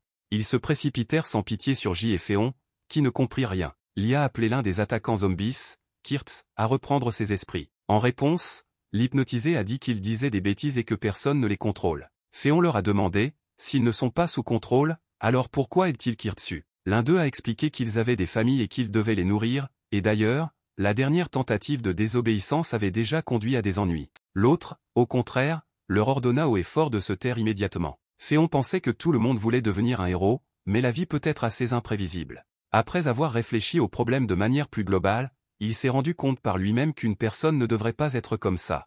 Soudain, son processus de réflexion fut interrompu par J, qui le frappa à la tête avec le pommeau de son épée. Puis il se pencha vers lui et dit avec assurance qu'il avait le choix. Tout en repoussant les zombies, Lee a demandé à Wu s'il pouvait éventuellement les aider. Il a répondu que seuls peuvent s'aider eux-mêmes, et J et Lee peuvent leur créer une telle opportunité. Féon resta silencieux en réponse, et fermant les yeux commença à activer la capacité. Ayant finalement activé la compétence, il dispersa tout le monde, y compris J. Lee le regarda et, après quelques secondes, lui tendit la faille. Féon expira et lui demanda de manière convaincante de faire tout ce qu'il disait. J regarda le trou dans sa main et réalisa que c'était leur chance. Kirz les interrompit, leur demandant s'ils avaient besoin d'une récompense. En réponse, J lui demanda de leur trouver un emploi dans son immense entreprise. Kirtz a déclaré qu'abandonner était la bonne décision et qu'il accueille toujours les nouveaux employés avec plaisir. Des gens sont soudainement apparus derrière J, il a dit qu'il était prêt à accepter le rôle de président. Kirtz approuva son choix et nota qu'il se demandait quelle chance ils auraient pour survivre. J a répondu qu'il avait toujours eu beaucoup de succès.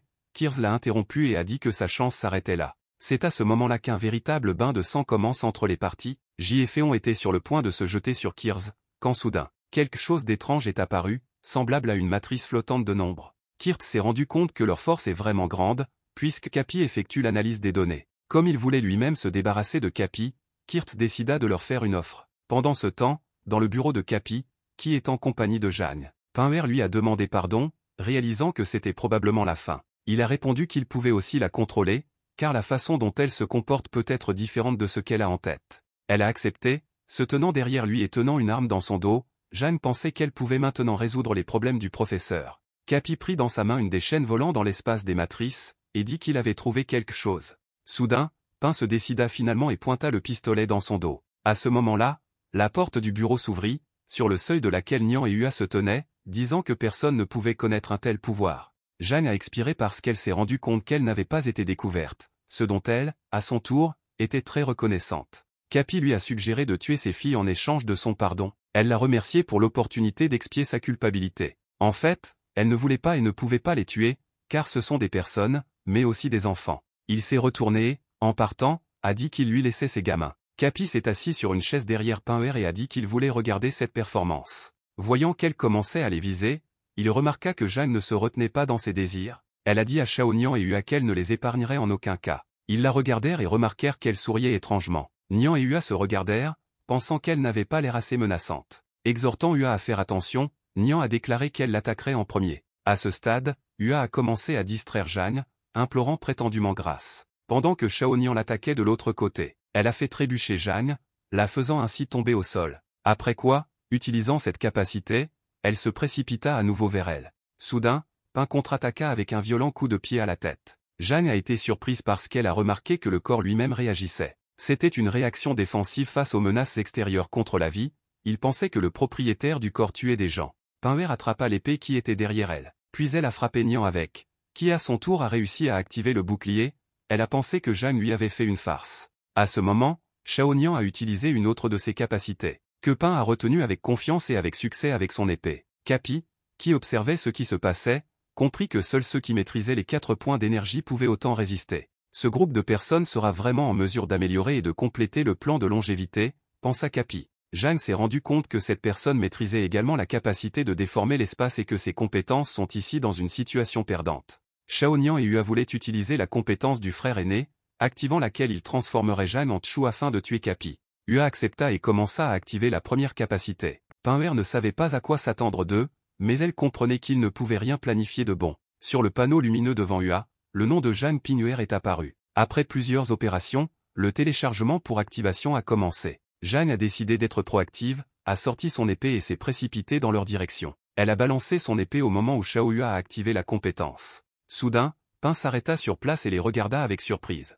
Nian et Ua se sont également figés, attendant la possibilité de s'activer. Ils étaient tous perplexes car rien ne s'était passé. Même Capi, qui les observait, était découragé, car il voyait sur les visages de Nian et Ua que quelque chose n'allait pas. Shao Ua a dit que cela ne pouvait pas être le cas, puisqu'elle avait tout configuré correctement. Nian était confuse, elle a commencé à comprendre que Jeanne pouvait aussi être une étrangère, mais leur système Yang-Yang ne la mentionnait pas. Capi a ordonné à Jeanne de tuer l'inutile et de laisser le second en vie, indiquant que parmi eux un seul était fort. Pinwer a accepté d'exécuter sa volonté, mais elle-même voulait qu'ils utilisent au moins un plan d'attaque. Ua a dit qu'elle n'était pas inutile, Shao Nian a essayé de la calmer. À ce moment, Jeanne balança son épée vers Ua et pensa qu'elle pourrait la rater volontairement. Après quelques secondes, elle frappa avec son épée, fermant les yeux. Réagissant à temps, Nian réussit à activer le bouclier autour d'eux. Mais Pinwer était toujours capable de la blesser. Shao Ua a vu du sang éclabousser. Soudain, Ua s'est littéralement enflammée d'énergie et il s'est avéré qu'elle était également blessée. Le Capi mécontent, haussant le ton, répéta une fois de plus l'ordre à Jeanne. Pin s'est excusé auprès de lui, mais elle-même n'en pouvait plus et voulait que le professeur vienne. Elle balança à nouveau son épée, et fermant les yeux, elle ne cessait de se répéter, « Professeur ». À ce moment-là, elle entendit une voix familière qui disait qu'elle mettait trop de temps à exécuter l'ordre, et que cela ne lui ressemblait pas. Kirtz, qui est entré à l'intérieur, en compagnie de J et Féon, qui était menotté, a déclaré qu'il avait amené ceux que M. Capi voulait voir. Tout le monde était surpris qu'il les ait attrapés. Pin voulait se précipiter sur Kirz. Mais je suis tombé sur le regard calme et froid du professeur. Jeanne s'est rendu compte qu'il était peu probable qu'il se laisse attraper si facilement, et peut-être qu'il avait un plan. J et Féon se sont approchés de Capi. Pin voulait comprendre ce que faisait le professeur. Un peu plus tôt, soit au moment de l'accord de Kirz avec J et Féon. Kirz a exhorté Oeli à se calmer, à expirer et à s'asseoir pour parler. Féon a refusé toute discussion, tandis que J a demandé à Kirz de continuer à parler. Il pensait qu'ils étaient des ennemis réguliers. Capi a utilisé les droits et a pris possession du point d'énergie, mais cela ne s'est pas produit après la répartition des droits. Oji et Lifeon ont finalement commencé à comprendre où Kirtz voulait en venir. Il propose de s'unir contre Capi, et leur donne sa faille, sous la forme d'un ordinateur qu'il retire de sa poitrine. Féon lui arracha la faille des mains et J demanda ce qu'on attendait d'eux. Kirtz a répondu qu'il devrait l'aider à prendre le contrôle de Capi. Féon lui a demandé comment il allait affronter Capi sans sa faille. Kirtz leur assura qu'il n'y aurait pas besoin de se battre avec lui, puisqu'il avait appris l'un de ses secrets en transférant la faille. Il ajouta en souriant qu'il leur suffisait de prendre possession de ce secret et que la victoire serait dans leur poche. J a répondu, si tout ce qu'il a dit est vrai, alors ils n'ont essentiellement rien à faire. Kirtz a déclaré que ce n'était pas du tout le cas et qu'il avait toujours besoin de leur aide. Il a ajouté qu'il avait besoin d'aide dans les 30 secondes, puisque ce temps lui suffit pour enfin subjuguer Capi. Après quoi ils ont accepté de l'aider, car leur objectif était Capi. Kirtz lui a amené Li et J. Il s'assit sur sa chaise, les regardant avec arrogance et remerciant Kirtz pour le travail accompli. Kirtz a déclaré qu'un chasseur n'a besoin que d'un pistolet pour attraper une proie. Capi a noté qu'il était l'un des rares à ne pas l'avoir contrarié. Nian et Ua réfléchissaient, car s'ils attrapaient des adversaires aussi puissants, il semblerait qu'ils ne seraient pas en mesure de terminer la tâche. J et Féon se tenaient devant Capi, tandis que Kirtz tenait une chose lumineuse inconnue derrière son dos. Nian et Ua ont tout compris. Kirtz répondit en souriant à Capi qu'il travaillait toujours consciencieusement. À ce moment, J a activé sa capacité et Li a attaqué Capi. Ligoté et retenu par Féon Capi, il a déclaré que Kirtz l'avait trahi. Il a répondu que Capi lui-même lui avait donné l'arme et qu'il ne devait donc pas être accusé de trahison, ajoutant qu'il profite simplement de sa chance, et que dans 30 secondes tous les points d'énergie seront sous son contrôle. Profitant de la faille, Kirtz sembla retirer l'âme de Capi. Li remarqua que ce temps devrait être suffisant. Jeanne s'est rendu compte que Kirtz prendrait l'énergie pour lui-même et que le professeur terminerait sa tâche, ou a exhorté Shao Nian à se retirer de la tâche. Nian a répondu qu'elle ne reculerait jamais. Ua la regarda tristement dans les yeux. Pinwer réalisa que la victoire était déjà proche, mais ne comprit pas pourquoi le professeur était trop sérieux. Kirtz a continué à dire à Capi qu'il avait remarqué la limite supérieure de la valeur énergétique au moment du transfert des droits. Capi a dévoilé les failles parce qu'il ne pouvait pas contrôler lui-même une telle quantité d'énergie, et Kirtz n'était pas surpris qu'il soit exploité. Il a ajouté qu'il collectait secrètement de l'énergie qui dépasserait bientôt ses limites supérieures. J et Li ont remarqué qu'il ne résistait pas. Ils trouvèrent cela plutôt étrange, alors que Kirtz exhortait Capi à donner toute son énergie. À ce moment-là, Nian activa sa capacité et se précipita sur Capi. Jeanne s'est retournée et a regardé le triste Shao Ua qui se tenait à l'écart. Pinwer a compris qu'ils avaient un besoin urgent d'aide. Ayant déjà couru pour aider, elle a tenté de se faire arrêter par Ua, qui a dit avec hésitation qu'elle tuerait Jeanne. Pin a répondu que pour le moment, il ne pouvait définitivement pas gagner et lui a demandé de se retirer. Leur dialogue a été interrompu par le rire bruyant de quelqu'un. Ils se sont retournés et ont été perplexes face à ce qu'ils ont vu. Ayant repris ses esprits, Capi acquit soudain une sorte de pouvoir, à l'aide duquel il dispersa tout le monde sur les côtés. Tout le monde était perplexe. Capi a regardé avec colère dans les yeux de Kirtz et a dit qu'il voulait lui enlever son énergie. Et il a ajouté qu'il donnerait accès à toute l'énergie disponible. Capi brillait littéralement d'éclairs enveloppant son corps. À ce moment-là, il dirigea un énorme caillot d'énergie sous la forme d'une boule électrique vers Kirtz, à l'intérieur duquel Kirtz s'élevait vers les hauteurs. Tout le monde se levait et regardait ce qui se passait. Soudain, Kirtz atterrit au sol et resta immobilisé pendant plusieurs secondes. Puis, souriant, il a dit que son corps peut supporter et absorber plus de 100 millions d'unités d'énergie, et que cela ne le tuera pas comme ça. Personne ne savait quoi faire, et que se passait-il? Kirtz était-il vraiment devenu si fort? Kirtz a demandé ce qui était arrivé à leur visage, puis a ajouté qu'ils devraient ressentir la peur de son pouvoir. Shao Nian a répondu qu'ils avaient déjà peur.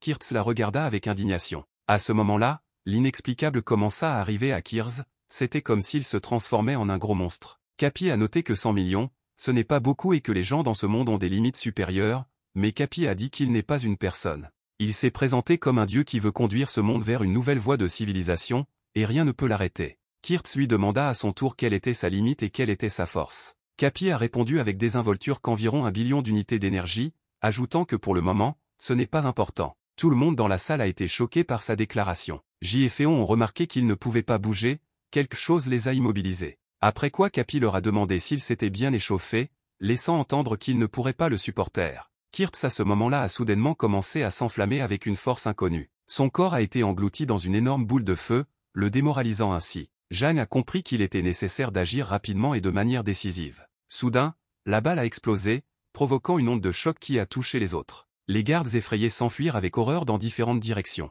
L'explosion fut trop forte, et détruisit donc la tour dans laquelle ils se trouvaient. Et d'où l'on pouvait voir un certain rayon se diriger vers le ciel et donc vers l'espace. Ne laissant derrière lui que des ruines, parmi lesquels se trouvaient J et le reste des participants aux événements. Et seul Capi marchait parmi les ruines, qui était surpris qu'elles aient survécu après une explosion d'énergie d'1 billion de volume. Marchant sur Shaonian, il a dit qu'il était utile d'étudier cela. Soudain, Capi sentit quelque chose, puis entendit un certain bruissement derrière lui. Il commença à se rendre compte que quelqu'un d'autre était vivant.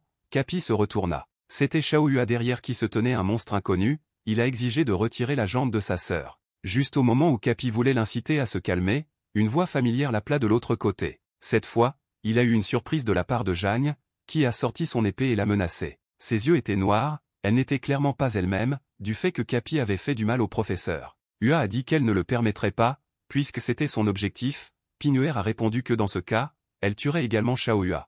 Jagne a déclaré que celui qui serait le premier obtiendrait tout, et s'est précipité vers Capi. Le monstre Ua a également couru vers lui, mais Capi a activé le bouclier et a dit que de tous les péchés, seule la stupidité est impardonnable. Jagne a répondu que c'était stupide de la prendre comme subordonnée. Les interrompant, Ua les a exhortés à se battre. Pain a demandé de ne pas perdre son temps. À ce moment, le monstre tenta en vain de percer le bouclier de Capi. Derrière, tout aussi sans succès, Pinuer Jagne se fraya un chemin à l'aide d'une épée. Capi a également remarqué que J et Féon commençaient à reprendre leurs esprits. Li a demandé à J qui elle était. C'est Jagne, qui a une telle énergie énorme.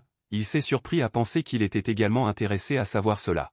Nian a demandé à Xiaoyue de battre en retraite, car elle ne pouvait pas résister à un autre coup. Avec beaucoup d'efforts, Xiaonian élevé a essayé de faire quelque chose. À ce moment, le monstre, grâce à des efforts conjoints avec Jagne, a encore percé le bouclier de Capi. Une explosion s'est produite, à la suite de laquelle tout le monde a été projeté sur le côté. Li Féon a crié qu'ils avaient finalement réussi. J, à son tour, n'était pas pressé de tirer des conclusions. C'est à cette époque qu'ils ont réalisé qu'aucun changement à grande échelle ne s'était produit. Ils ont vu comment Capi a attrapé Pinuer et a plaqué un monstre vivant au sol. Il a dit qu'ils avaient sous-estimé son pouvoir. Capi les a appelés à lui devenir utiles, dans ce qu'il pensait être un plan idéal. Il appuya plus fort sur le monstre, causant ainsi des dégâts à Xiaoyue. Nian était inquiet. Xiaonian a essayé d'expliquer à Ua qu'il ne pouvait pas continuer la mission, car ses forces s'épuisaient. Nian a dit à Capi que cette fois, ils admettraient leur défaite et abandonneraient. Elle lui a demandé d'être autorisée à quitter les lieux le plus rapidement possible. À ce moment, elle ressentit une douleur folle, découvrant qu'une épée lui avait transpercé le corps.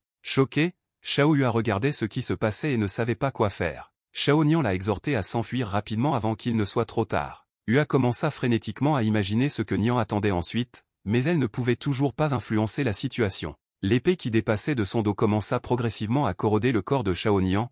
Capi, content de lui, dit qu'il ne leur permettait pas de partir. Jagne, immobilisé, a dit qu'il était un scélérat, ajoutant que c'était la dernière échappatoire. Masque J a suggéré que Capi était au 4e niveau. Li a noté que sans faille, il ne serait pas si facile de prendre le contrôle des droits. J a dit qu'il y avait une autre méthode assez efficace. Féon lui a demandé de dire rapidement de quoi il s'agissait. Il a dit à Li que s'il voulait savoir, il devrait se rapprocher, mais que s'il mourait, ce serait sur sa conscience. Féon s'approcha le plus possible de J, qui lui murmura quelque chose à l'oreille. Tenant Jagne, Capi a dit qu'il n'avait aucune chance. Pinuer a dit qu'elle pouvait les aider. À ce moment-là, Xiaoyue a exigé vivement que sa sœur lui soit rendue. Capi s'est retourné. Ua se tourna vers lui, il retint sa main, notant que sa situation était dans une impasse, mais elle voulait toujours que son partenaire revienne. Continuant à tenir Ping d'une main, il retint Ua de l'autre. Soudain, Xiaoyue a commencé à se transformer en quelque chose d'inexplicable. S'étant finalement transformé en un énorme monstre,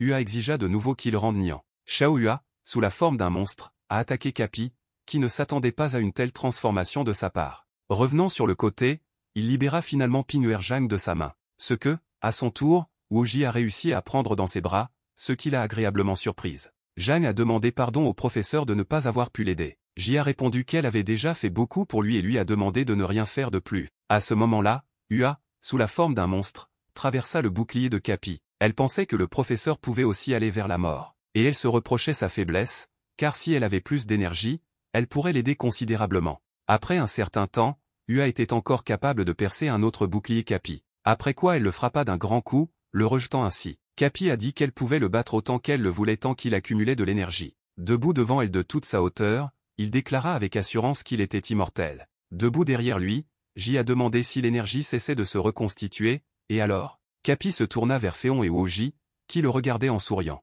Il a dit que c'était la blague la plus drôle au monde, ce qui est assez difficile à croire. Toujours souriant, J lui demanda avec insistance s'il en était si sûr. Soudain, L'énergie commença progressivement à s'écouler des yeux de Capi. Il était abasourdi par ce qui se passait, ne croyant pas que son point d'énergie était en train de disparaître irrévocablement. Féon a dit que son plan avait fonctionné et que finalement tout finirait, J a répondu que c'était du karma. Broken Capi, d'une voix tremblante, demanda ce qu'ils avaient fait. Joyful Féon a crié que c'était le cas lorsque la blague est devenue réalité. Soudain, Ua, qui était derrière elle dans le corps d'un monstre, marcha sur Capi, le plaquant ainsi au sol. Jeanne ne pouvait pas comprendre comment le professeur le savait, parce qu'elle n'avait pas le temps de lui dire, J a répondu que Kirs et M y en parlaient. Elle réalisa finalement qu'ils étaient tous ruinés par l'inaction. Lee, à son tour, a noté que le gentil donnait aux gens le choix de rester sous contrôle ou de devenir libre, et a appliqué la diffusion en direct de ce monde, ajoutant que le résultat était se dégénérer. À ce moment-là, Ua a continué à battre Capi.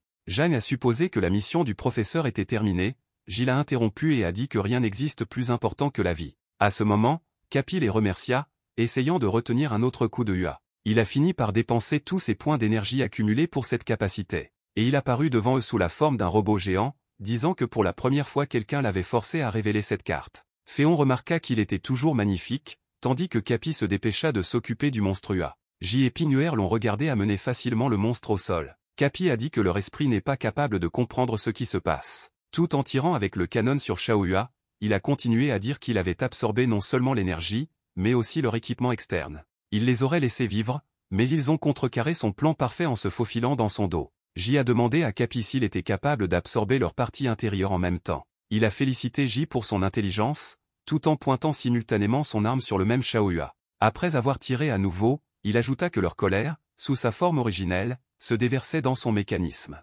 Il n'avait jamais été aussi fort qu'aujourd'hui, après quoi il se dirigea lentement vers eux. Il les regarda d'un air menaçant et dit que tout cela n'était arrivé que grâce à eux. Féon a suggéré à J de se rendre, mais le professeur était catégoriquement en désaccord avec cela, l'exhortant à se battre jusqu'au bout. Capi, debout en face d'eux sous la forme d'un robot, pointa son canon sur eux et dit qu'il se souviendrait de leurs derniers mots. Finalement, il a tiré un projectile sur J et Féon, qui à leur tour se sont dépêchés d'esquiver. Capi a déclaré qu'il était trop tard et inutile de s'enfuir, puisque leur mort était irréversible. J remarqua que Capi enragé se précipitait après lui. J essayait toujours de lui résister, et sortant son épée, lui assena un coup sec et puissant.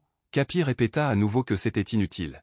Il repoussa son attaque à la vitesse de l'éclair, l'épée vola loin sur le côté, J ne pouvait pas non plus rester debout. À ce moment-là, Capi a vu que Féon et Jeanne se sont précipités sur lui, il a ri et a dit que les fourmis agissent toujours en équipe. Il frappa simultanément Féon et Pinuer avec les deux mains. Lee a facilement esquivé le poing métallique et l'a saisi à deux mains, essayant ainsi de le réparer. Jeanne Pinuer a également réussi à s'éloigner de sa deuxième main de fer. Elle a grimpé sur lui et a enroulé ses jambes et ses bras autour de sa tête. Féon a continué à retenir sa main, Capi a dit que cela ne les aiderait pas. Lee Féon a exhorté J à agir immédiatement, car il comprenait qu'il ne serait pas possible de détenir Capi longtemps. Soudain, son corps reprit une apparence humaine, Capi était incrédule, son énergie disparut en un instant, changeant son essence. J a déclaré que dans son monde, il existe une expression telle que l'avantage du terrain, car il croyait que son énergie était plusieurs fois meilleure que la leur. À cette époque, Féon a utilisé la capacité, changeant la structure du matériau. Jeanne, à son tour, a utilisé la compétence, l'animisme. Finalement, avec des efforts communs, ils l'ont ligoté, comme s'ils le momifiaient avec un fil rouge. Capi leur a souhaité en réponse la mort. Tous ensemble, ils se tenaient face à Capi immobilisé, et n'en croyaient pas leurs yeux. Était-ce vraiment fini? Lee Féon, ravi, a crié qu'ils avaient finalement réussi et qu'ils avaient vaincu ce méchant Capi. J lui proposa de l'envoyer faire son dernier et irrévocable voyage, afin qu'il ne puisse plus jamais déranger personne. À ce moment, un message s'affichait indiquant que la tâche était terminée et que le transfert serait activé dans 10 secondes. Féon a réussi à remarquer que l'animisme peut être assimilé à la mort et qu'il est efficace dans n'importe quel monde, ajoutant que J est très talentueux. Soudain, une menace de niveau 4 a été mise en évidence, et qu'un immortel est né. Il ne restait que 9 secondes avant le transfert. Pinuer Jeanne ne comprenait pas ce qui se passait, quelle autre menace de 4e niveau pourrait être et quel genre d'immortel était né. Elle a vu de l'inquiétude dans les yeux de son professeur et de Féon, et a donc demandé pourquoi il la regardait comme ça. À ce moment-là, Jeanne a ressenti quelque chose et a baissé les yeux pour constater que son torse était coupé du reste de son corps. Elle glissa lentement jusqu'au sol, tandis qu'un Capi souriant et en même temps aigri se levait derrière elle. Dans les mains de qui il y avait une épée sanglante, il était content de lui-même et les regardait dans les yeux avec arrogance. Il ne restait que 8 secondes avant le transfert, J et Lee Féon n'avaient aucune idée de ce qui pouvait être fait pendant ce temps.